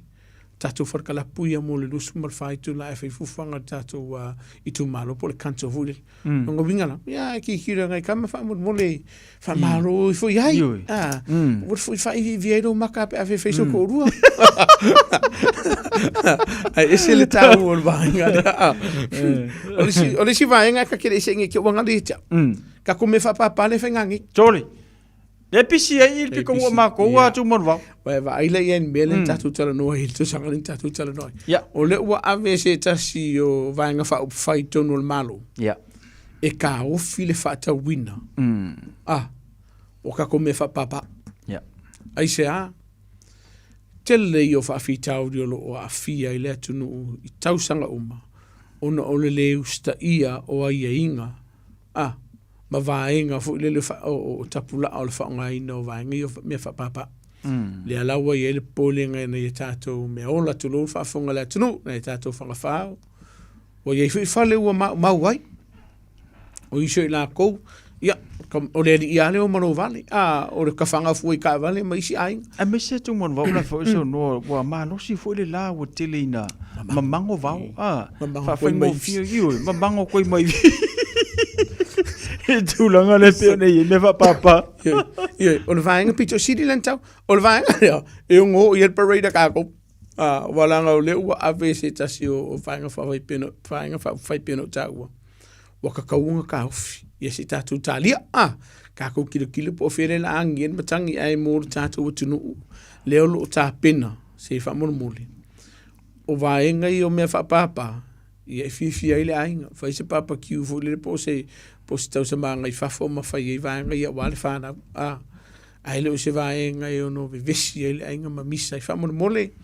E le whaia I a tātou me whapapa I lungo le awala. Le whaia le vaenga lea. A whai o iei se paka e sefe masonga le mumolo ainga. Whai ai. A whai ke si la fiolo I inga I a kako waia I le kisi o lo I lunga I fo o lo lao po lo mo ka whamona mole. Ia hapla vai e leo se fi. Ia o la fo e nisi o no whango leo lo whai e mea whapapa fo I. Oi maka ai. Ai o le vaenga pito silin ta ua whamona mole. Vai e kako kai whau. Vai e tātou whangawhao. Vai se no whanga le lei e ku oi maloka le lei ai molo la tu saunga le mu. Ngori silea vaenga o le popole I il malo. Ia wa vea ma vaenga o wa pepe ai nei me o la tulo. O le vaenga pito sili la lintau. O le tilo mo moilo saunga le mo le saunga le mo lo ainga. Ai li whaia vaenga ia le ke lo a koe kinga makanga papa fu le mapua o fu ile asu. Ia ai tauna avila fa mo saunga le mo lo ainga. Ia tia ua tu mon vau te longo ina ia le vaenga whailia pe a whape taunu uona avid pili le vaenga le tutonu. Ai man tu le ia ila tu e masa non fa me i te city so tangata professor ngau o le me fa papa io power me ke ora ku seu bangu fa re ku ka wa ke o so le fa le fa e ma tu lang pena ai ta o tele le vai ro sa ngale mu ile nei fu vanga o le a fiafi pe le si vanga sa ai I se sta si le sa ngale mu ne ta tu tamam tina matua. Me se la vai la to lo inga se ngase fo I tu nga le te mile nei me se I alo ma fana o le la iki o lo ele o lava ma los o nga ho o ringa papa vai nga ia isa te le yo le vai nga yo no a fia ile sa nga le mo le tu yo le si vai nga fa mo le te ta una tato feo I ta vale ma fa papa solo ka come fa papa ngi po vai se no fanga sa nga le mu ale o te tonu lo fanua vai se paka e fatino ile vaenga lea ai fa mo le ta un tato fio I tato ta vale ma fa papa I vaenga ia o vaenga ia o solina ile tulafono mai ona lokaina on tanga lunga mamolia ile tulafono o no vaenga fa pe o le si vaenga pito silina ta o mo si fiela tunu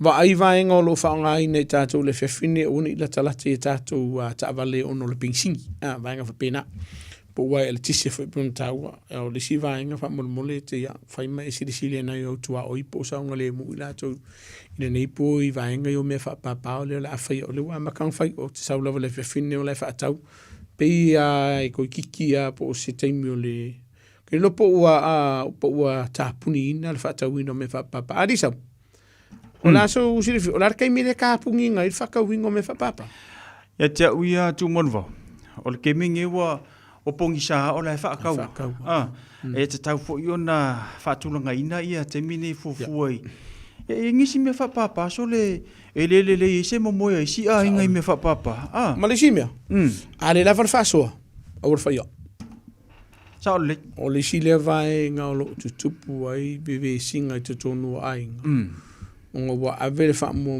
ai me fa pea ai le ave fa mo pilio ka ko vayaso ia o me ai el fa na utulo fa kaula pa su sorka me kiki ia la ave fa kaula me fa papa le se pa su sorka se sa war ka usanga ko o la pusapia o la pe paskerik ai o mai ngi ko su ia lo ko me fa papa ele fa ka wa se pa su le langa ve singala ave la fa mo i vai nga tauna ve ai o le si le vai nga fa mole o lo kai mi wa ka nga fa malolo alum fa na u ka ya la ko mo fa le ku alo o tulanga na pe o ne ia le tanto por klame ile ne fu vanga na fia me sol fa manatu ya tu man wa mal matanga le wenga le leo ia mole saunga le mula va pe o ne ia tatou ile nei foi vanga ole a fia ko akele le tatou no le sauni malanga tu mo va ai o lo iai lava le tu la fono ni usila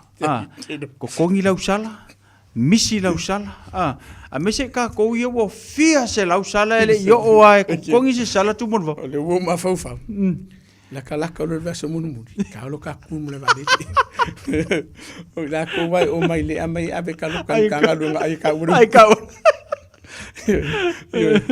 Ai ofu palolo nga ko ke yum ai mo po le o le vai ngalia e fa ata la fu ya ale pe nga lu ke le la fianga e se te le la fianga ta pena le taimile nei o ke fa kali le si do vai aso e ta pena le taimile ya fu fanga mo a fa yo o fa isa u fa msinong fa isa case kala ngo mo la lo ia fa mauti no le a faia ki fufu ke malanga fa fatu mo usila a wonge I faia le fa msinonga ai ete le o yai mai mo mona lua ia e ko fo I mai la ka faonga ele yo o le taimi o lo fa msinonga pe a failia o le ma fai unga on ko kolo lua a fai o e no fo va ia tala no I la lo ia manisi o le whamisinonga. Pe iai se vaenga whamolmole e whetu na I elo no whawavaia. Inga I e alu ma e ko e fo I mai. Ai le lokaina o mtanga luenga leo. E se tau o le vaenga lea. O le si vaenga. A whai ua ave ese le mtanga luenga leo po le whamisinonga I o lo tusi folau ma pepa malanga uma ele mwhainga e ko e alu. Whamolmole o lau tau sanga letunu. A ue ko e alu mo ka samo ko e whai meilisi o kusi folau. Awala pe ke vidi samo se cholo ai pe alu faisi a fai ola o ta fia fam sinonga e te tau on e ustaia e te tau na e tala noa I laulo ia e fai fetu na inga pe ma fai ona ku sava ngo e ke alu se fa lave lave po se fo se vaenga mun fatino mana tua o mea umangi e ma fai ona fo ia mai ai awala a fai ko lava o fai mai re o le ai o le ai ia o vai ngi kupu a fai e ngeke ngo fa vai ai lu Samoa e ke sau o le upumongi na se ia vanga nau wo ia se vai ngolo no fa vai e le ma fai ona e malanga ese mangi usila a ko ngula ke laki a fai inisio vai ngolo no fa vai fo le fa pe mai mo le si le vai ngolo tuna ilet o fete na ilet no e yeile ngofo vava ia ka o le reside po le nofo ile tua tusila e mangingo yor tu la fono a fa yo ngaki alu mo se masinga pe du masinga a ki ko fo I me ya te nofo le tua tusila le okay yo le se me ke pole Ai a whaile ua e masii, e alo e ngofo lo i Samoa kere koe fo i mai, e fo i ari Australia kere koe fo i mai. Ai oro kei mo le whamsingonga, a kere sau. Kere rara fianga oi. E ke ongo sao i whawhato New Zealand. A lo koe fo i mai la, i sau. Sorry, ala se mea. Ki sau lo wawango a kuro mo ngai ore ka hotel. E whapepea ka kono leo fo i makako. E se le tā ua le vaenga lea, o le usta ia. Kolo lau whamsingonga pēm whiona tolu. Lua, alo si yaki mkanga luenga leo. Usua i le kai au se vaenga se lima le vave au. I dumolo ofisa leo leo. Pe a whai e iau sau maa salo salonga. O lo i eise tu si sai i lalo o lo wingoa. Aliun kanga luenga leo whaia. A ue ke whaakari o kai au e ke alu e afkai nungi. O rupu mongia e kere aru kai au. E te le le avanua. E te le ono whalu e lau malanga. E se le tā ua o vaenga. A whaifo e ngiau sala ele kongia. Tala noa i le matanga luenga whamsinonga. E whetu na i le tongi ina o sala ia. Whai se whetu na inga. A loa lakulan malai wa alele. O makua i ila kua se vai. Wai au le lei. Umanga vali ler kako pasi. Ai ako e whapea mai kako leo lo whakati. Ia momua. E se le whamatanga tau le vaenga. Lua. E mauki ngoa makua manua lia lo fina ngatu. Ua le taulau o le whaamoe i lau malanga. Pe a whaile o e whaatamala. O lo na winga. Whai au ngai o ingau. A e laku e whaapea mai e mkanga dunga le leo. Siki kere malanga kangi o i do whale mai ngofo. E sefe aku leo. Ngai lo tamo whaile e kamo whai e whaingisi a wala whaalaku. Ai munumuriangi. E koe se ki ai. Lo na winga Samoa. A matana e tā pena nei a wā, ia le kiwisi masile o lo manei. Inga ia mawhai ono tau tā malanga e se atu masi o tau ainga. Ia so fia fwere li tau sanga. Whaftai atu mon wau, ia mo le tele o fwoi o vaenga piu na toi a fia le tā pokalame. Ia wala wa fwoi whamanatu le tā tua tino. Ia o runga lava fwoi o le i lolo tua lofa. Ia wai fwoi le sea mo wing tātou pokalame whapene. Ia whaftai le tua i avanoa, ia me se i o le so tau au fwoi o le matanga ruenga ma le tātou la leo nei. Ia ma moli atu ai i le tātou tino u le whamanatu. Ia manisi vaenga e ao o nau sita ia. Tati atu la sunga tu mon vau, lama whai tatai mea nisi vaenga tuisa noa, tatele ia whamawai. Ia, ona i vaenga la itia, manatua o vaenga i matati tala noa. Mo le siri fia le tunu, i leo se vaenga e whakue kau o le vaenga lea. Vaenga le vortu la fono. Ai ai ni vaenga Samoa e iso masalo salonga se pea o kau pero la o li mala poka la balau mai. Malau mai tati tala noa i ona wha mama lama le tātou tunu uvaenga u mortu la fono ina ia wha mauti noa ai. E leo pelongia e sauma ma ule pa i o tātou tunu. Ia e whaftai tātou tunu ule wha apano ino tō lawa mo tō mautara ne fiafi. Ia mataimi umalawa fo i tātou te whilo i tātou porkalame o umartu la fono. Ia ona o le tamwhinga lava ina ia saunga le mula tunu ule ngata i tutonu o tātou ainga ia o whafofo ino whanga lau tele. Ia e mese fo o le tūla fono. Mana tō tātou numera masani. O le tasi o le numera le te wala awa mtanga luenga leo. I se whalavla whafose o le utupu le teimiri nei. Ia o le tasi o lima o le numera le mwhena e wala awa mtanga luenga leo le telefoni. Pe whai le upenga te whailangi. E te li potia ma e tala noa mtanga luenga leo ni se mata upu e le whalavla whafose. O lua tasi ve tasi o valu whaiva. Ia o le numera le mawai le sosani ma le tō o ona.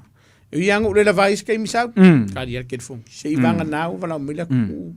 Wa fai asi o pisi. E wha manu lua tu. E koe wha fo i o kwa la wala mai. E maua i lava no e wha mama lama i vanga o le tū la fono molo no fo sila fia na nea tunu. I am wha mama lama le lawa i atatau i a wha mauti noreli. E leo wha kare pe lor whainga lunga le alo o whaia ma le wha maoni. Wha manganu la tri. Pe ape ue i se upu o le tau tamali i lau wha fonga. Au seanga fo o le tau tamari lau sila na nefia fi Samoa i e batua atu ia te oe e malu fo ino ni fata va e fa mani fo le tu ia lu sau i tite fo i o tito ni nefia fi ia mo pelo malo si tau tu o le tunu ia e mese fo o ainga ia ma le kalesia fa ma ia ku ke sorry O ka funga ru fa. Wala mo nang lo ke o lo na singi enga umara for bat. Ai ka ko lo singi. Vai o le afo se fulu wa ka unga mano. Ba wo se mano lo ngar tatu tunu nei fiafi. Ba wo fo ia se fiafi sa unga le mur fengo me fa pa alum fa. Ka ko ko fe la de si do va yaso. Pea o ko ke malanga ke ka fa. Kua shopping center i Otara. Ia ba wona malo si tatu te fe la so fu me mo. Of tatu mon vao mon via fo ile to te mo te malawa me se ia alfa ba ino fa mo ngol nei va yaso tatu fra i le si lo va yaso le lofo malanga leo le tu fa so foia. So foia. Talofa, we're the Katinas, and you're listening to Radio Samoa on 1593 AM. It's tough when roaming dogs don't get claimed by their owners.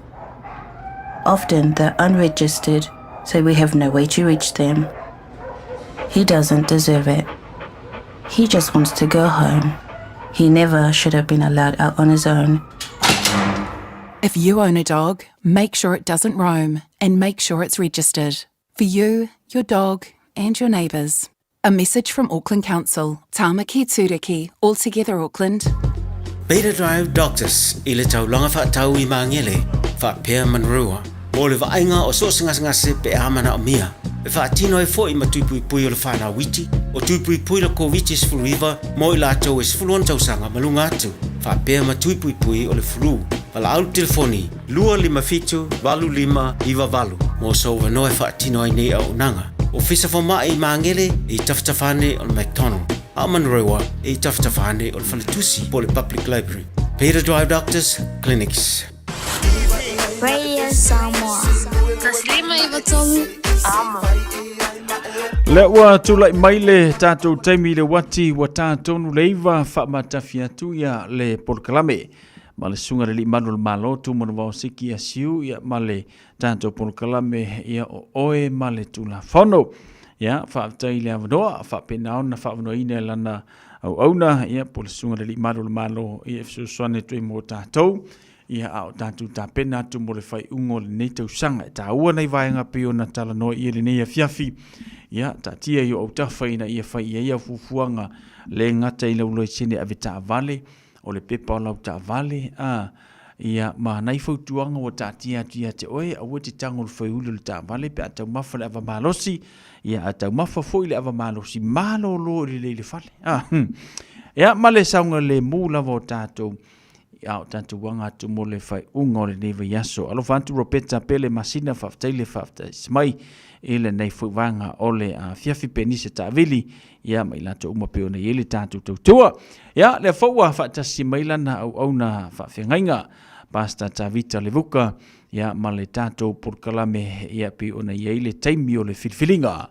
Ia o le tawalunga le nao le tātou porkalame, tawalunga le upu o le atua. Ia pi ona ia le tautua I le neia sorulu whaftai le atua I le malosi, fo ai pelan au na ia wa le tātou porkalame. Ia o le folofolaino la fiongpa ia le atua. Ia e whapenana whamalosia I tātou. O ia le tātou savalinga, ia lama whai o le ne tausanga. Taime o filfilinga, ia ile ne afia fiusima ia whafonga.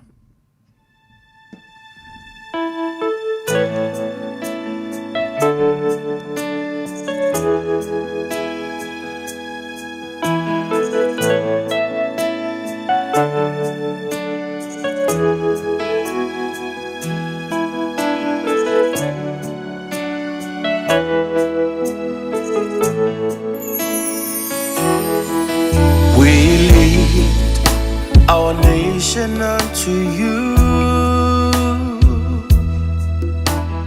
Lord, let your glory fill this land. It's your desire, onward come into the knowledge of your love.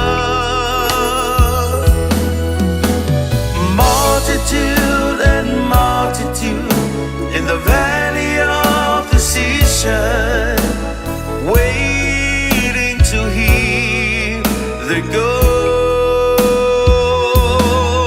Samoa,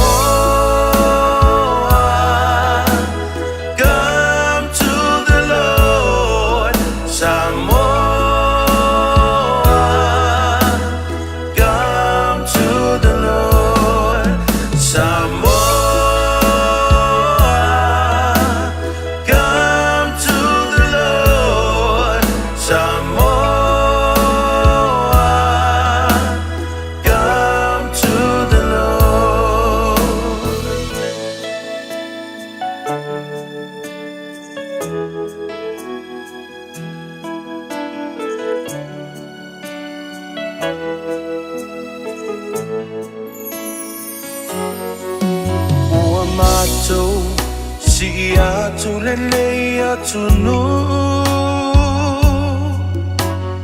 Yesu yutumu ilo mamalu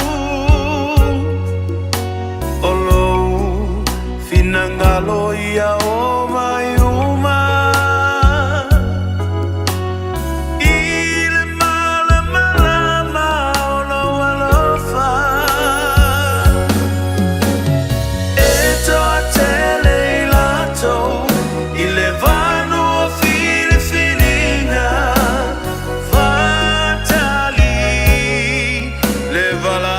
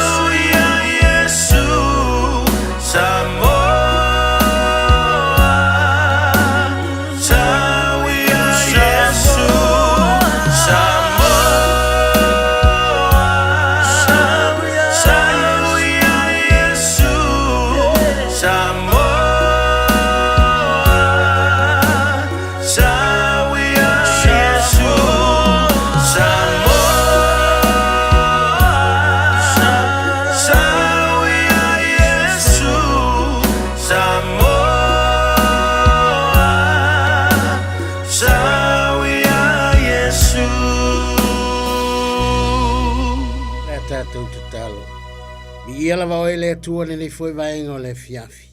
Fa malo fa ftai lo mātou tua i lo tau tai mai le nei aso atoa.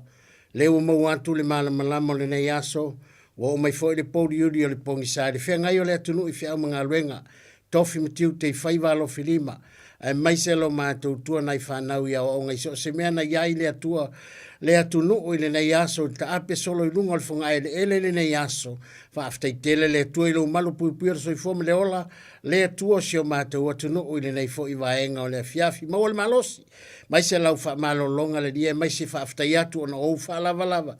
Ke riso manu malo le sa toro ou wha lava lava ia. Mātou te malo lo ai. Le nei fiafi le dia wasi le fia por kalame o le taimi o le filifilinga. O lau te talo anganga pa ia fio mai oe. Ta fai por kalame fatasi le nei fiafi. Tau lava i nei wha o ngā ina le ia le mea whai ngā luenga. Fetalai oe anganga pa ia malia i o mātou loto ma lau wha unga. E ngau sia i le amo le polonga. Anga le leile amatanga le por kalame le ne fiafia nganga pa ia se i o lava i lona whauina whaulu whaalonga tapo i mai le atunu le ngata fo le alo mātou tua le nei fiafi nai mātua mātua mai se fo i o auna le tala le leima flitua ia iai le anga le lei o lau fio le nei fiafi ta tau ma lau fio lo mātua le amatanga le por kalame se i o lava i lona whauina o yatu yate o e lovi inga Yesu ona o lo suafa ia ua mātou ole ma wala au tuai. Amene. Ma amene. Ia, vi ia le atua nei foi vaenga le fiafi Samoa. Mana tu fo i matari tonu ia ua mai a fo ia tari ngā sua le fiafi ia ua sauni ni fo i le tō whanga o le neipo ia e manatu matari tonu ia o lo manuia mea uma o lo anga le leima wha manuia pea le atua i mea uma le nei e fiafi, whaaftai at fo i lau tapo i ngā malu Samoa i ona tūlanga whalupe, ia, malo fo i le soifua manuia, malo le tau ata i fia whaatalofa, ma o folo whatu i lau tapo i ngā malu, i le nei fo i a fiafi. Le ngata fo i lea tapo i, o le tapo i ngā fo i au na le atua, mautu whali tua i so si tō vine, ia o mai mo mai ei le porokalame le nei po fia whaatalofa, ma o folo whatu malo soifua manuia, malo fo le tau ata i malo le ono sa i ngā luenga le atua e vi ia le ali i whaatalofa fo i paanga masani le nei polo kalame ia so lulu teitasi whaaftai lau te talo whaaftai fo i lau ko mingi whai mwha malo si au ia i le loto le au auna ia o lo whapena o na tātou mafuta i le nei fo ia fiafi whaatalofa fo i le sunga ia sau tātou toi mafuta fo i nei fo ia fiafi mole vi inga o le atua. Whaatalofa fo le sponsor proclame sunga ia entu malfritue a chaina msortina ia palepa. Ia whaamanuia tele le atua e tusa malautu foai. Ia le fiafi ia o le atatou. Savalivali lo tātou proclame ne fiafi se fo i tōma tawai o lau savalinga ma lau fo i folaunga. I le nei tausanga toi lua masi koe kasi ale masinga le toi le nei tausanga le wa tātou savalia Novema sa tātou whaatalitari ia ale wa tātou la sia Novema i ole vi inga le mawhainwhai titi ale vi inga le atua Samoa I lana tausinga malana pui pui I loutou soifua ia ai mai se ole ola I le nei fo ia fiafi I a Yesu. Praise God, ole a tātou. Mawas tātou tusi whaitau le tusi ale yopu. O le tusi ale yopu le tātou tusi mua mua. Yopu ala on tau pe lua se funu ma le valu. Lua se funu ma le valu le tau pe yopu I alfa pe lusu ma le valu. Ta si asinga whai upo e whao ngā ma le tusi le ale yopu lusu ma le valu. Whai pe lusu ma le valu ia ma le tusi ale whai launga. Lona tau pe suma le lua. Whai upo suma le tolu ma se funu ma le whaa. Praise God. Tusi ale whai launga I lona tau pe suma le lua. A lona whai pe suma le tolu ma whai pe suma le whaa. O le whai tauina o le. Tusi ale. I opu a lona tau pe suma le valu. Na whtalai mai foi o ia I le tangata. Whaauta. O le matau I le alii. O le poto la valea. O le alo ese I le amio leanga. O le maa fau lea. Na whitalai mai foi o ia I le tangata. Whaauta. O le matau I le alii. O le poto lava lea. O le alo ese I le amio leanga. Ma le tātou tusi whaitau ne fiafi. O le maa fau lea. Ale tusi ale whai launga. Suma le lua. Whai upo suma le tolu ma suma le wha. Se I tātou whaalongo ia I le unga o ia mea uma. Ia e matau I le atua. Ma e ana ia na polo inga.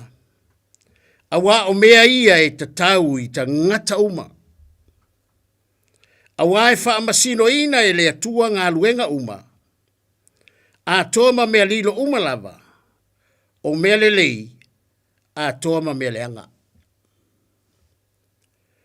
Se I tātou whaalongo ia, I lei unga o ia mea uma.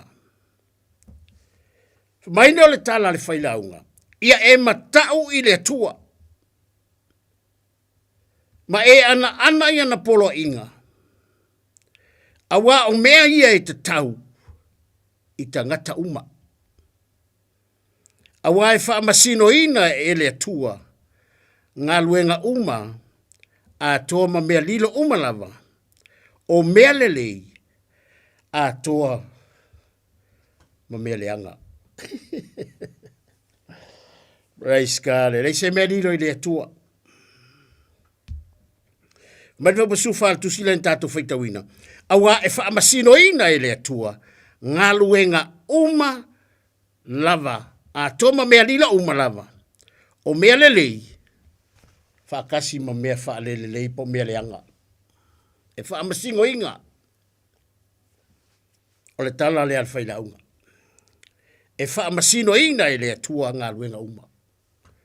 O mana tua le tala le atua. Le kale se sarataisa. Kusi le angelu. Ka waku ia sarataisa. Fumai wa o iloa ngā luenga. Wa o iloa ngā luenga, ua ia te oele ingoa, ua e manatu, ua e ola, a ua e oti.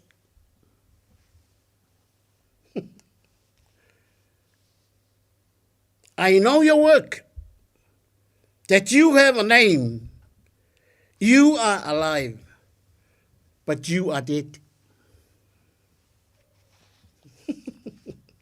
Wa o iloa ngā luenga, ua ia te oele ingoa ua eola. A whamele tala al tuspa ia. Ua lewa ngoki. Mai la whau sumal tō. Se I kakau ma fau, mai se I kakau whaalongo. Ia I lei unga o ia mea uma. Se I tātou whaalongo ia I lei unga o nei mea uma. Whamaino le tala al tuspa ia. Ia e matau. Ia o matau. O longo winga, o le fe au mo ta ua le neipo, kako wha longo longo. Wha longo longo ma le totoa. I le unga o ia mea uma. O fea kongo e kaunga kako wha longo longo i ei. E pei o nā pōpō i mai upo le atua le neipo.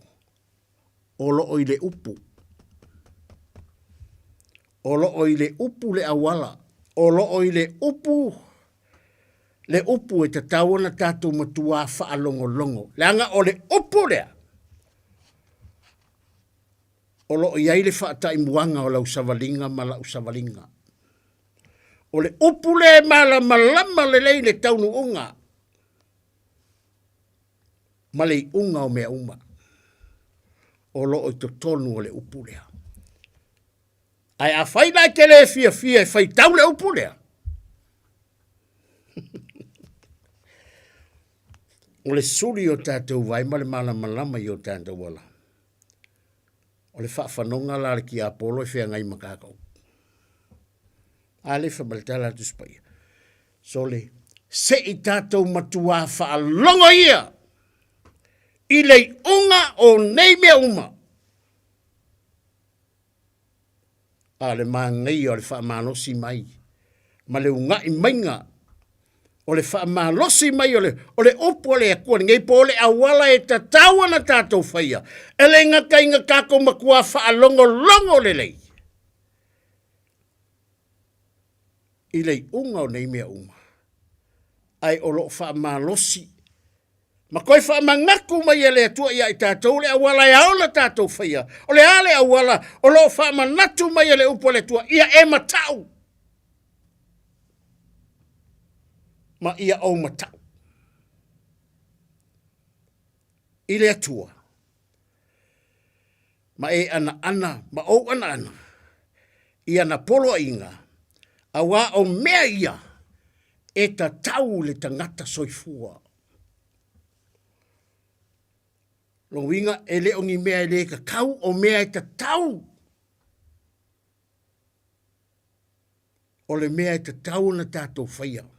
O lea, whaalongo. I lei unga o ngi mea uma. O ngā kakou maka kau lea. Ma tātou ana. Whaamalosi le upu mō tātou le neipo. Ia whai tātou mai ana. Ia na polo inga. Mali teu te no me luosu malvalu. A whai fo i tau te matua whaalongo. I le si ufofonga i ova. Ma tātou ana e tausi ana polo inga i le aso nei. Mai lor tala tu spaia. Tu sila mosel tu sia teu te nome. O ke wha silisiliina oe. Inu uma o le lalolangi. O ke ave iai oe. Ona o wha silisiliina lea. Oi le lalolangi. I mea uma.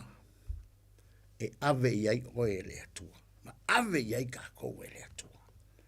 Pe a whai kako ke makua whalongo. I le si ufofonga o Iova.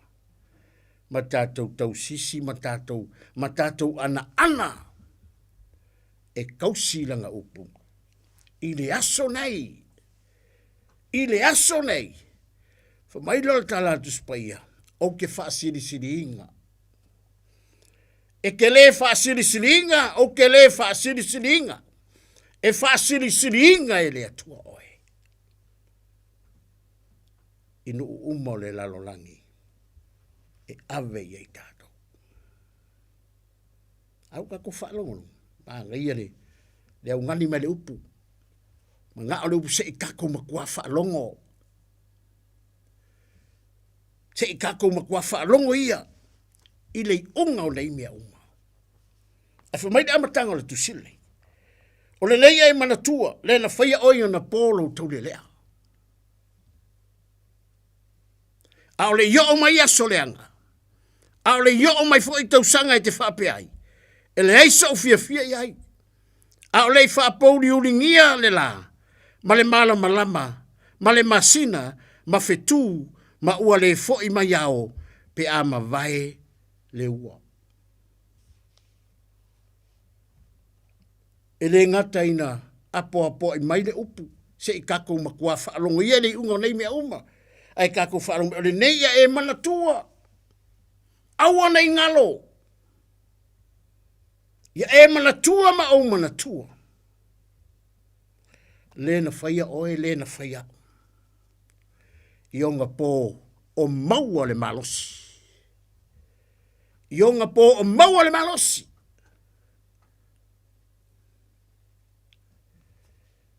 O le kaimi ngā. O lo mana o mai ai le atu. Kaimi o maua le malosi. O le kaimi le na o lo mana o mai ai le atu. Awana i ngalo. Por kalame le nei fiafi o le taimi o le filifilinga. Ka aua le whaalongo. Ka aua le matua whaalongo ia le unga nei mea uma. Ma whaalangolanga watu i le mana o le anganga pa i e fisosoni mai. E whaisau filifilinga. A o maua le avanoa. A o maua le ola. A o maua le manava. A o le yo le teimi e ave sea i le manava le atua. Faise filifilinga. O le ngona le porkalame nipo. O le teimi. O le filifilinga. Filifili fatasi ma le alii. O le taua lea. Kako whaalongolongo le. Le talanoa mai ale upu. Whaalongo.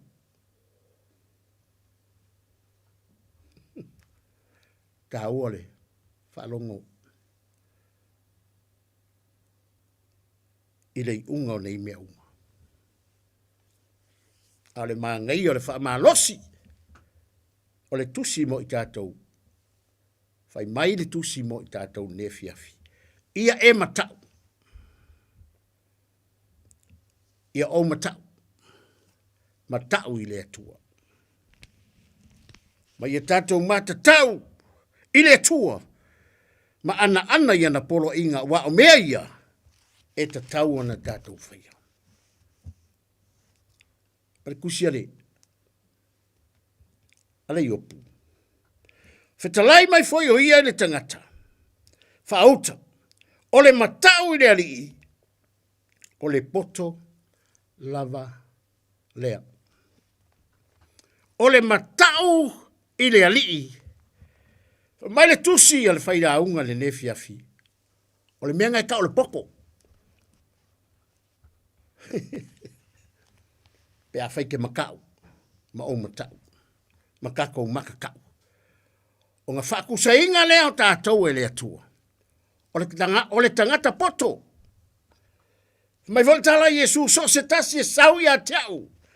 Ma fia e whaalongo longo ia upu ma ana e whai. Mai da le tala Yesu. O te whaatu saina oe. O le tangata poto.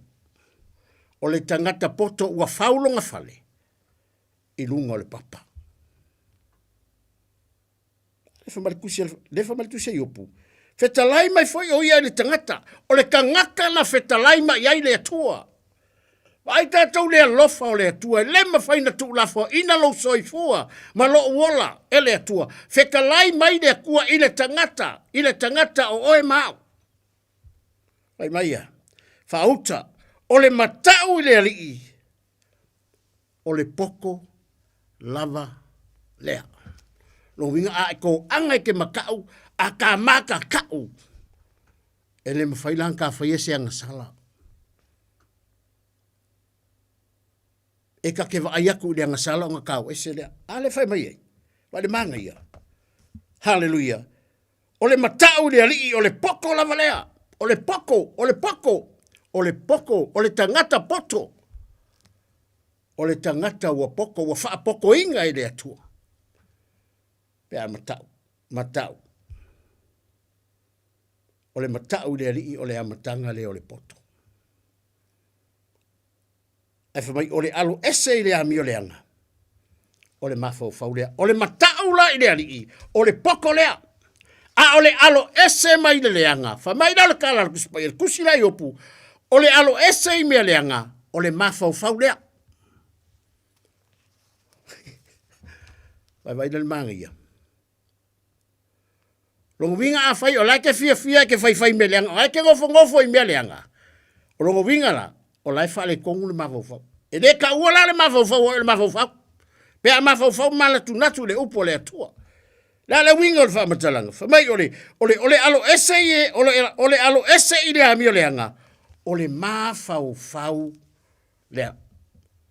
Lo winga ole kaimia ke alu ese mai ai ma male le anga. Ole kaimia ke alu ese mai ai ma mea le anga wa e poko la. Ole ka ulanga ka wai oi. Ole ta fo ina ta wai. Pai fo le le wi. Alu ale wi ele ima fo winga le wi. E o ngai lo le wi se tau unga le ka ngu ye la ngalu.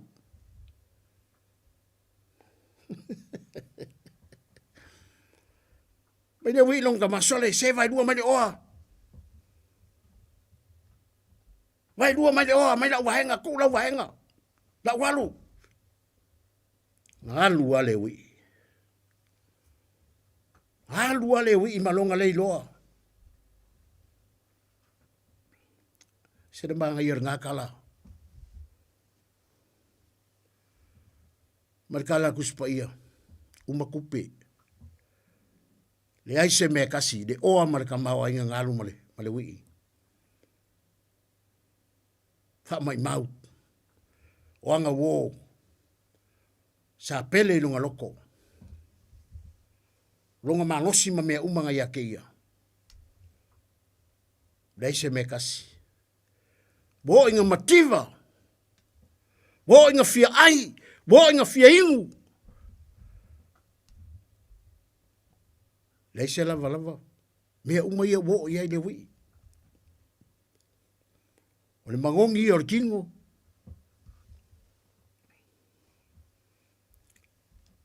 Mga o mia se ngā ruenga, mga o se kupe, mga o se mea ai.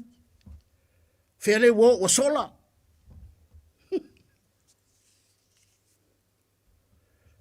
Fele wo o feka ngakanga. Nga wha vi ia oe. Ka ngakanga wha nge i de wi. Le soi fuanga ma leo langa lo tātou o lai. Pe a whaifo e whalongolongo ma ne fiafi. Aleluia. A whai o mea ngā laike, o leke maa whakia ni ngia fiafi. Mo sola le wo. E a leo pu masani le tunu. O uso yeso, o le wo yeso uma. E a le uso ai. O uso yeso vale, o le uso yeso vale, o aso leanga. A o le wo yeso uma. Ai sola le wo. Fia ai le wi.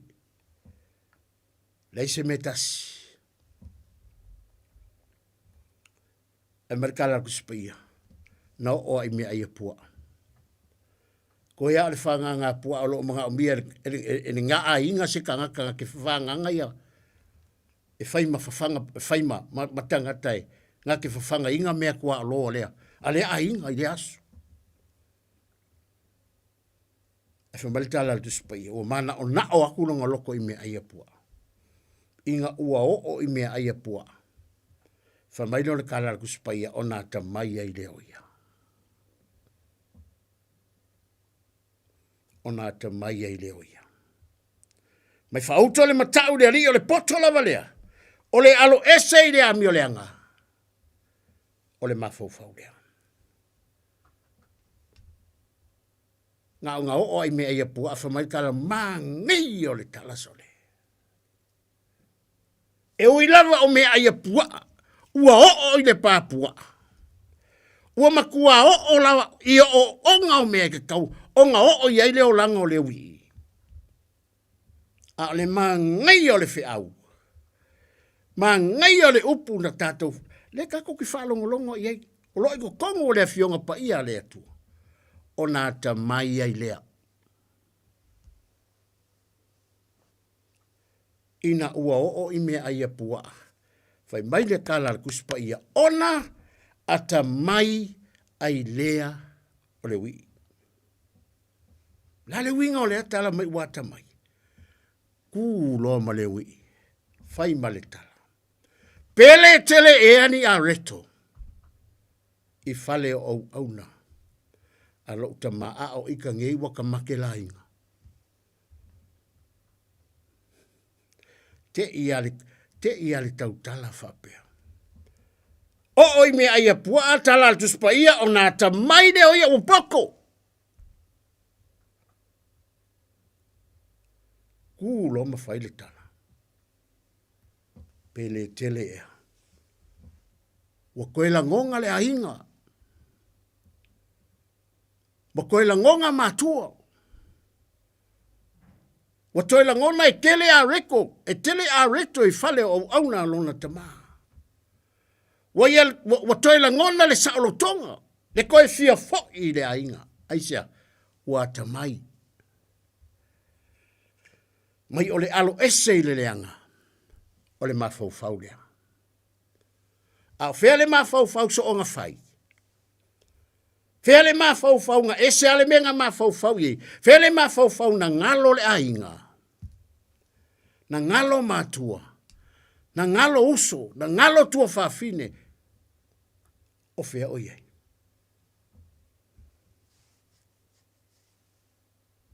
Wana leto i langona. Aisia.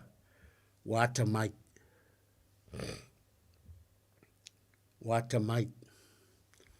E ui lava inga ka mai me aia pua. A ole vi inga i whaafo i deli. Wata mai.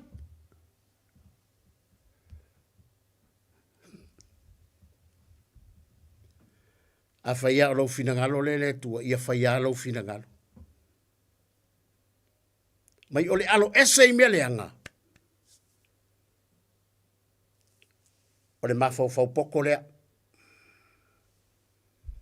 Wafoi walanga e alu ese male. Wala la onga e alu ese male. Male leanga lea. Onga ua poko lo mafau fau. Wa e lo leanga. Wa e lo le lei. Wa e lo leanga sala. Wa e sola ese male anga sala. Ai a fai o lai ke fia lava. E ke ngofo i leanga sala. O lono wingala. E se la le mafau fau ngai le mafau fau o si tulo. Langa lewa kakau whalongo longo le upo le tua le pole nei. O le makau i le rii.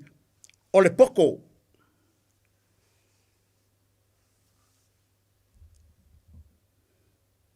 O le poto. O le matau i le rii. Famale tu se yopu. O le poko la valea. A ole alo ese mai le leanga. Wa e alu ese mai. Wa e alo ese mai le leanga. Wa e va ia ko le leanga onga e alo ese lea. Aisia, ua poko lo mafau fau. Ale ma kuspai. O le kaunga le mafau fau o le kaka uama. Wa alo ese. Wa e alu ese mai ma le leanga. Wa e le koe fia i leanga sala. Wa e le koe fia i mea leanga le ngei na lulangi. Wa e ava i o matua. Wa i loa wha maua lalo. Wa e alofa i le akua. Wa e langona le upu. Wa e langona le alofa o le atua. O le mahangia ngā lea. O lo langona ina. O lo soifua le atua. Ngā ka mai au le wii, fai marakala le wii. Pele tele e ani a reto. I fale o auna a loutama. O le au koi foi. Aisea, o le au koi foi. E loutama. A le upu na tautala i le wii. O le upu le nga ku le loko le wii e fai lontama. A wale toi ta ua o sowa tali. Awal koe ka ua o soua kalii. Ai ta ua o se tasi o au auna. Ai sea. Wata mai. E ui lava. Wale aise mea tasi. Ai ngā ka mai.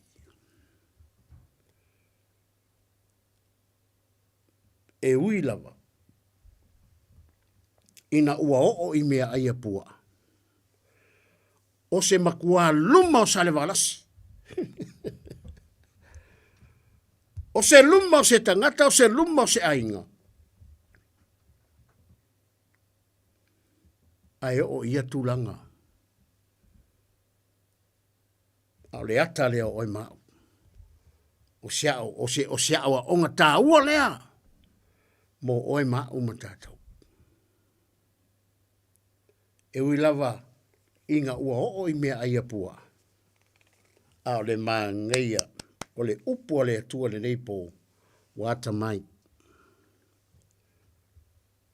Wa mai tau. Pea whai le te whaalongolongo mai fo ne fiafi le tātou por kalame. O le alo ese I le leanga. O le mafau lea. O le maa ngai o lea. Wa alu ese mai ma le leanga. Wa poko le mafau. Wa o inga le mafau. Wa yai de kua I le mafau.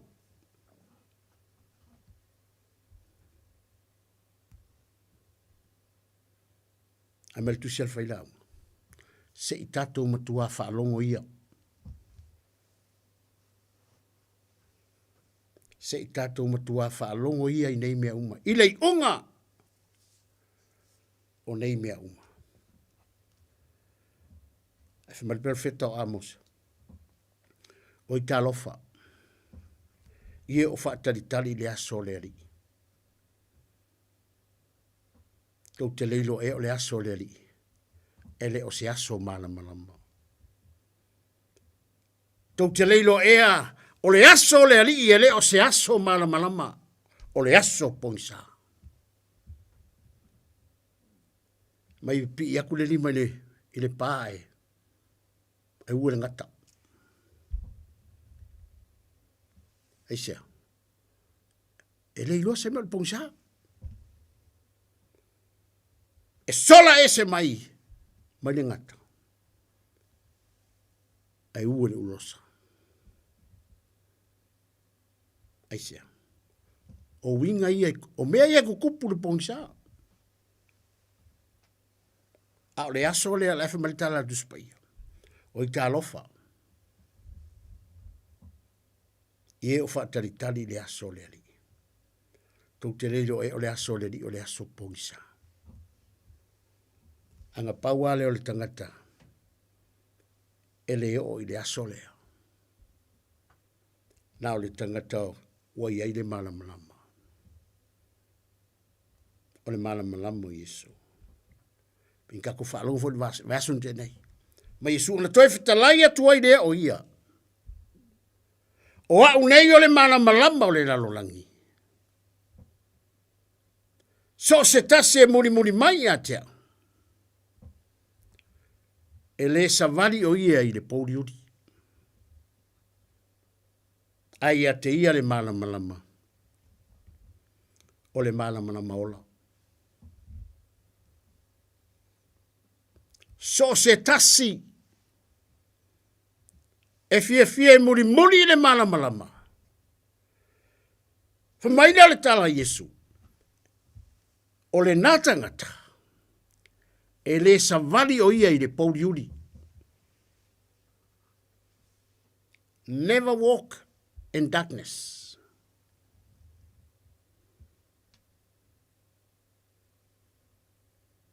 Ai a te ia. O le malamalama. O le malamalama I ola. Pea fai ki fia. E te muli le malamalama. Leu kako whaalongolongo. O le aso le ali. O lo whaatalitari ei tangata. O le aso pongsa. Aonga pauale o le awala e te leo o ai ma o ine aso. Pe a whai tātou te taria ina o Yesu o ia o le malamalama. Ka lia le upu o ia o le malamalama. Wha malamalama ina o le suli o tātou vai. Ma le malamalama i o tātou wala. Wha longononga le upo le atua le leipo. Ia e mana tua. Le na whaia oi. I le keimi o lo manosi. O le tā uai ale. Maua le manosi, ko anga e wala au le atua. Ia e mana tua le atua. Ai ue ke whaalongo kulo wa e oi pōpua ngā o ngā e manga kua leo le atua. A le manga i o lo wala au i le akua i keimi o solo le lei de soifuanga. Pe le lei pe le anga le olanga o a mea yo o mai whaafita o le soifuanga ma le olanga. Wala au i le atua.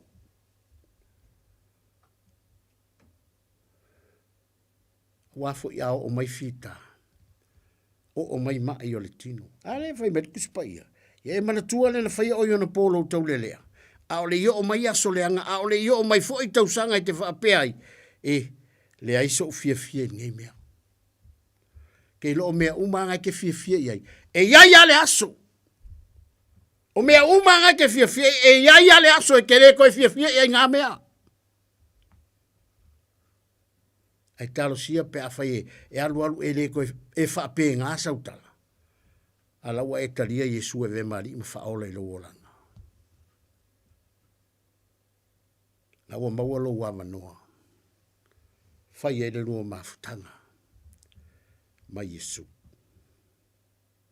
Mai au le i o mai tausanga i te whaapea i le iso fia fia iai. Ua le aiso fia fia iai. Wa e le koe fia fia i ngā mea e fia fia iai. O le upo le tua le tautala. E o ai ka longa so se mea. A whainga e fia fia ka longa ia ia le aso e ke. Ke whaapea. Ua kale koe ngā whakia fo i ka ngā mea. E sa ore tala tuspa e kalafo ina le Yesu na whapeteru. Peteru. A o ina e matua. O nga e le koe alu leo i le mea ke mga ke alu iai. Say amen. Praise the Lord. Thank you, Jesus. Le maa ngai o le kala Yesu. Whama Yesu Peteru.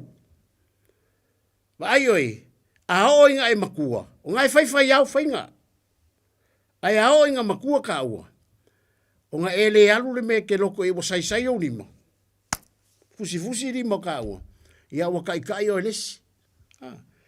Wai whai aku seo ke fiaru i. Alumana le ai ke le alu. Ke sau le mele o ke alu i ai. Ale tā ua leo le. O le upo le atua mo tātou neipo. E a mene lo loto i le upo le atua neipo. Kako whalongo. Se i kako whalongo ia i le unga o nei mea uma. No winga ole morning ale ko mo kako whalongo. Se i kako makua whalongo. Se i kako whalongo longo ia. Pe se ale i unga o nei mea uma. O le aso le ria leo se aso malama o le aso pongisa kako ke le mawhaia le aso. E markala kuspaia. E o i le toa e sola le lava. Aisa, ua le mawhaia le aso. Ua le mawhaia le aso. A le tā ua ia lea. Taria Yesu e ve mali ma whaola i lau soifua malaworanga. Ona ia te oe leo le malamalama, ona e le o le i le aso lea. O le aso pongisa. A ua whaide ali i.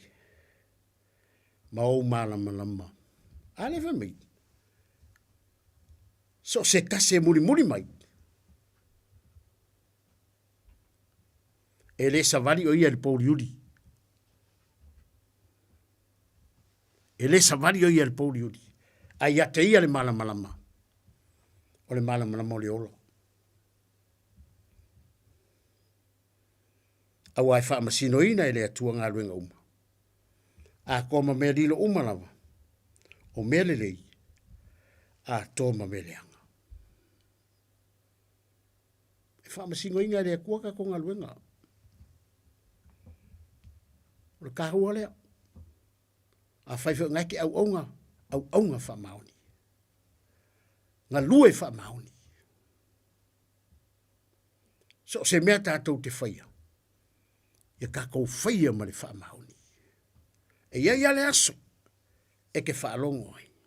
Le au auna le ia ma le whamaoni. Wa e whamaoni meiti. Tō fia oi pule me tele. Aisea. Leu kako whaalonga le upo. E whaamasingo inga kako ngā luenga. Mai wo ulua ngā luenga. Ke le maariri e ke le vevela. A whai ke maariri. Makua maariri. A whai ke vevela. I makua vevela. A whai malikala spia. Awar whaalonga lua. Aisea. Kusipa i e luai mai fafo. E luai mai e le atua. Le kangaka inga lue mal wha loko lua. Le amakala isu. A whai wale se poto i souto. Ole mai. Ole male kalikongu. Ole male wha atua tua. E fo inga mai. E whai kako ki ole male masa salo. Mai lole tala tu se Jacob. Awane ima natu le natangata. E nga ke maua se metasi. Pe a whai ki ole malo le taritonu. Ole malo masa lo salo.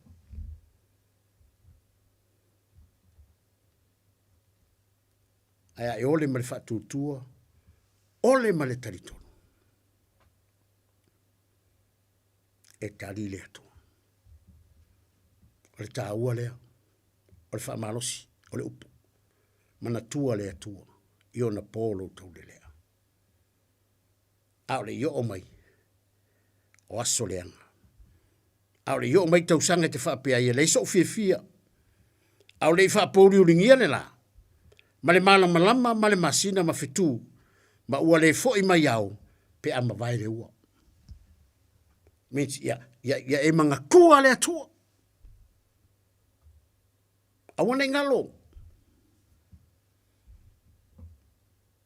A e moe ripu. Fai sau loku. A e ai fai de loku. So se mea ke fai, a alu ke fai ngalunga fai de loku. Mana kua lea tua. Tala Yesu. Wasa umatou te ai ai le nei areto. Wasa umatou te ai ai le nei areto. Ma feinu le nei ipu. Iautou mana tua le maliu. Iautou mana tua. O lo maliu. Se ia o lava i le aso. O te toia fio mai ai. Mana tua. Se i tatou matua whaalongo ia. I le iunga. O nei mea unga. Ia e matau i le atua. Ma ngai a kele.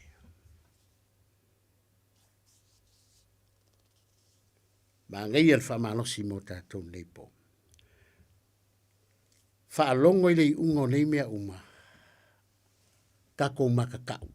Ia tātou wola matatau. Ia tātou wola matatau.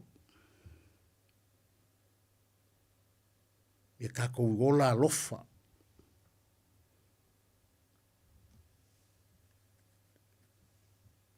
Tātou wola tautua. Mea uma tātou te whaia. Ia kako whaia ma le alofa i le atua. Ma ia tātou la ngona ina. Le alofa o le atua. Ia tātou la ngona ina le wha maoni o le atua.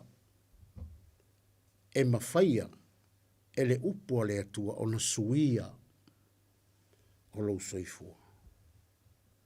E le mange ia. Ia e matau i le atua. Ia o matau i le atua. Ia kako maka kau i le atua. Ia kako i longa maka kau i le atua. Ia kako wava. I le atua ma ia tatou ana. Ia na polo inga. Awa o mea ia. O mea e te tau. O mea ia. O mea e te tau. Ona e whaia. Ma o whaia. O le matau le ali. O le poto. O le matau le ali. O le poko la valea. A o le alo ese mai le leanga. O le mafau lea. Nga o ale wi me ai pua poko ata mai. Wai lo me ai pua. Wai lo ai le me e ka kau nga ai ia se tu lo. Pa ua mafua nga luese. Wata mai. Ai ata ua le neipo. O fea ngai ke iai. E ke le ia ta mai lama.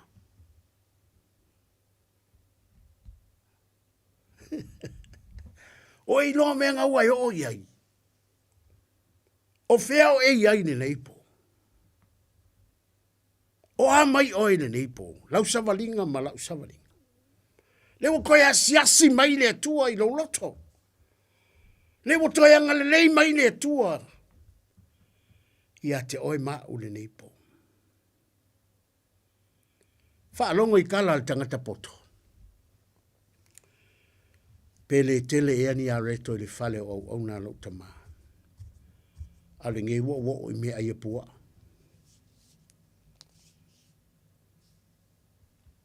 A ualu ese mai maleleanga. Wai loa leo se me kaunga kuai. A ua poko le mafufau. Ua poko le mafufau.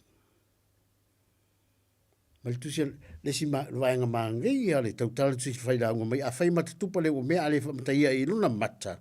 Ona whaatelele ia i olona manosi. A ole poto o le mea ungalea e whaatonua ne maangai ia. A ole poko o le mea ia ungalea e whaatonua i.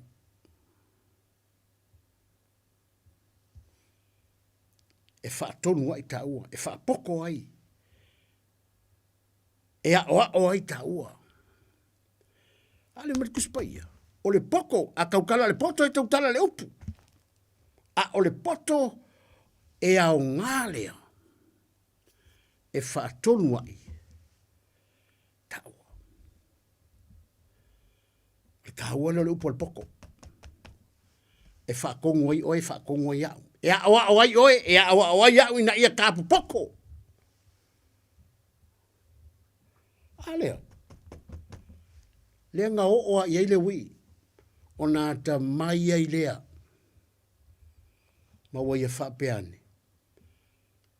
O le hau foi.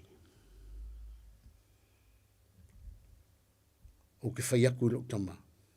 Awale tō ta ua o saua tari.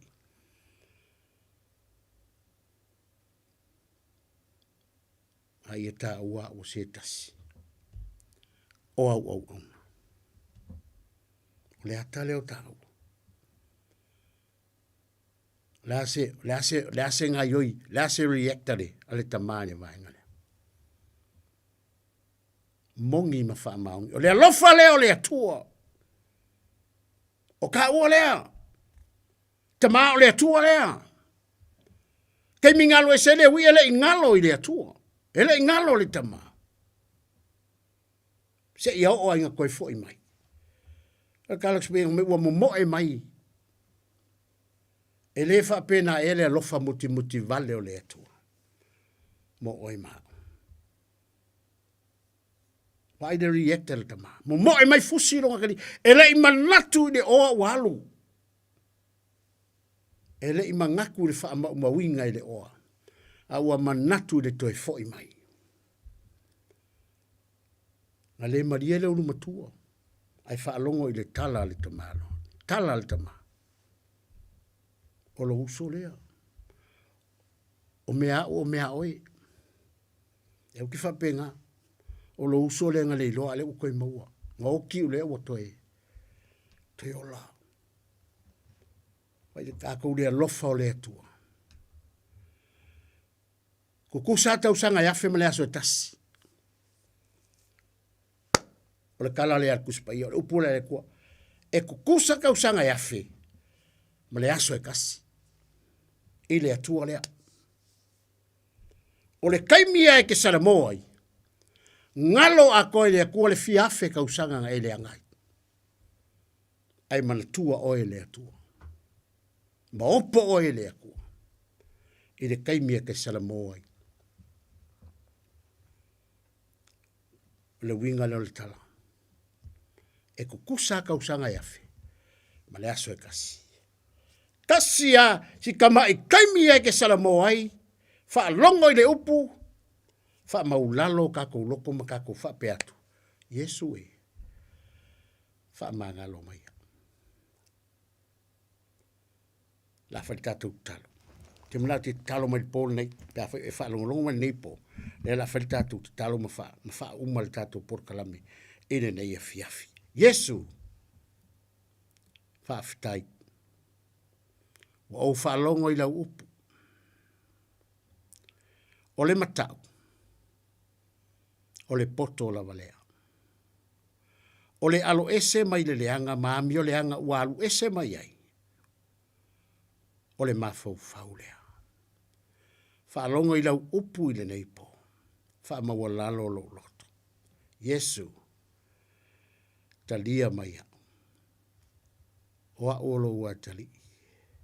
Fa mangalo ua ngasala.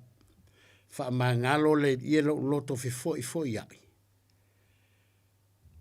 Au fa longo i lau upu i le neipo. Ma au talia oi. E avea mali i mawhaola i lo uolanga. Wa e wha mangalo au ngasala. Mau uleanga mau sase. Wha fita Yesu ona o lau upu i le neipo. Fo iatu iate oi lo vi inga Yesu ona o lo suafa. Amen. Wha fita i tere lava le atua ona o lau upu i le neipo. Whamulia seo mātou atunu. Wha fita i le atua awana iate i mātou. O se mea tasi. Aia iate oi lo lava vi inga. E le au noa. O i mātou aia o au auna le au ngā tumaulo mātou whatau waa. Fo i ale vi inga i ate oi. Le atua whamulia le iere por kalame. Mnia fo i lo mātou tua o le leitio. Mnia fo i le iere whaatonu. Mnia le au whainga aluenga. Mnia paanga masani al por kalame. Mnia fo le sponsor por kalame. Mnia au auna uma lava lo mātou tua. Ma fale tua o whaalongo longo mai de nei pofo. I atu i ate oi lo vi inga Yesu. Ona o lo swafa o mātou ole ma wala au tuai.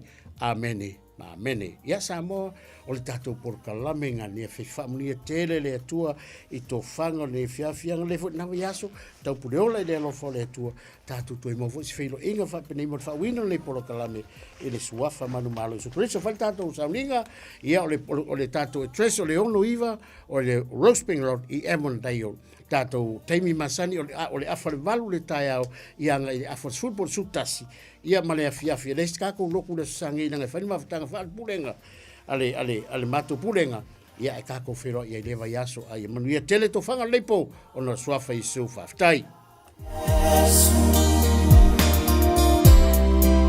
Oh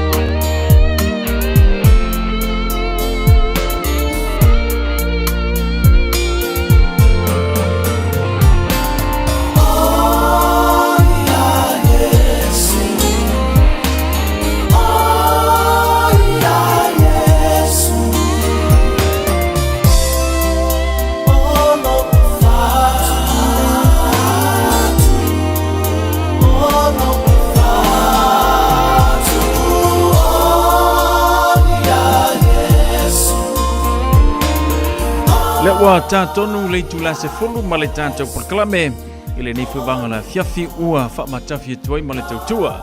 Lana au auna whaafeangainga pasta Tavita Levuka wa lua malasunga le whaafeangainga pasta Ropati o Tumapu. Ia ua le maua fo isia vanoa e le tātou proklame ono o le telo tutu noa. Ia i le tulanga le ngaruenga le ngata fo i leo nisio fufuanga whale kalesia. Pei ona iei nei fiafi. Whaafetailan au auna ia ona o le whaamnoina o le teimi. Wa lava le tātou proklame pei ona iei le nei vaianga o le pōt. Ia iei leanga le lei o le atua. Puima la vea ile tu tali wantu lan au au nei mo te malawa ia mo se filo inga mle inga foi matu mauli vi inga ile tua te foi mal tanto proklame le na ile vai so foi lo na solulu ile lofa malanga le leo le tua fa nei wo nei paanga ropeta pale pasina le ngata foi le masina ile ngata foi lo ni so ila tu pe ma umali tanto proklame ile nei foi vanga la fiafi anga leite le tua I malolonga Ela ngata folio la lausu I whea mga luenga ile aso atai. Au tātou whilo ai ile aso whareili ile lofa malanga le leo le tua sau si whanua seu wha soifoia. Tasi lima I watolu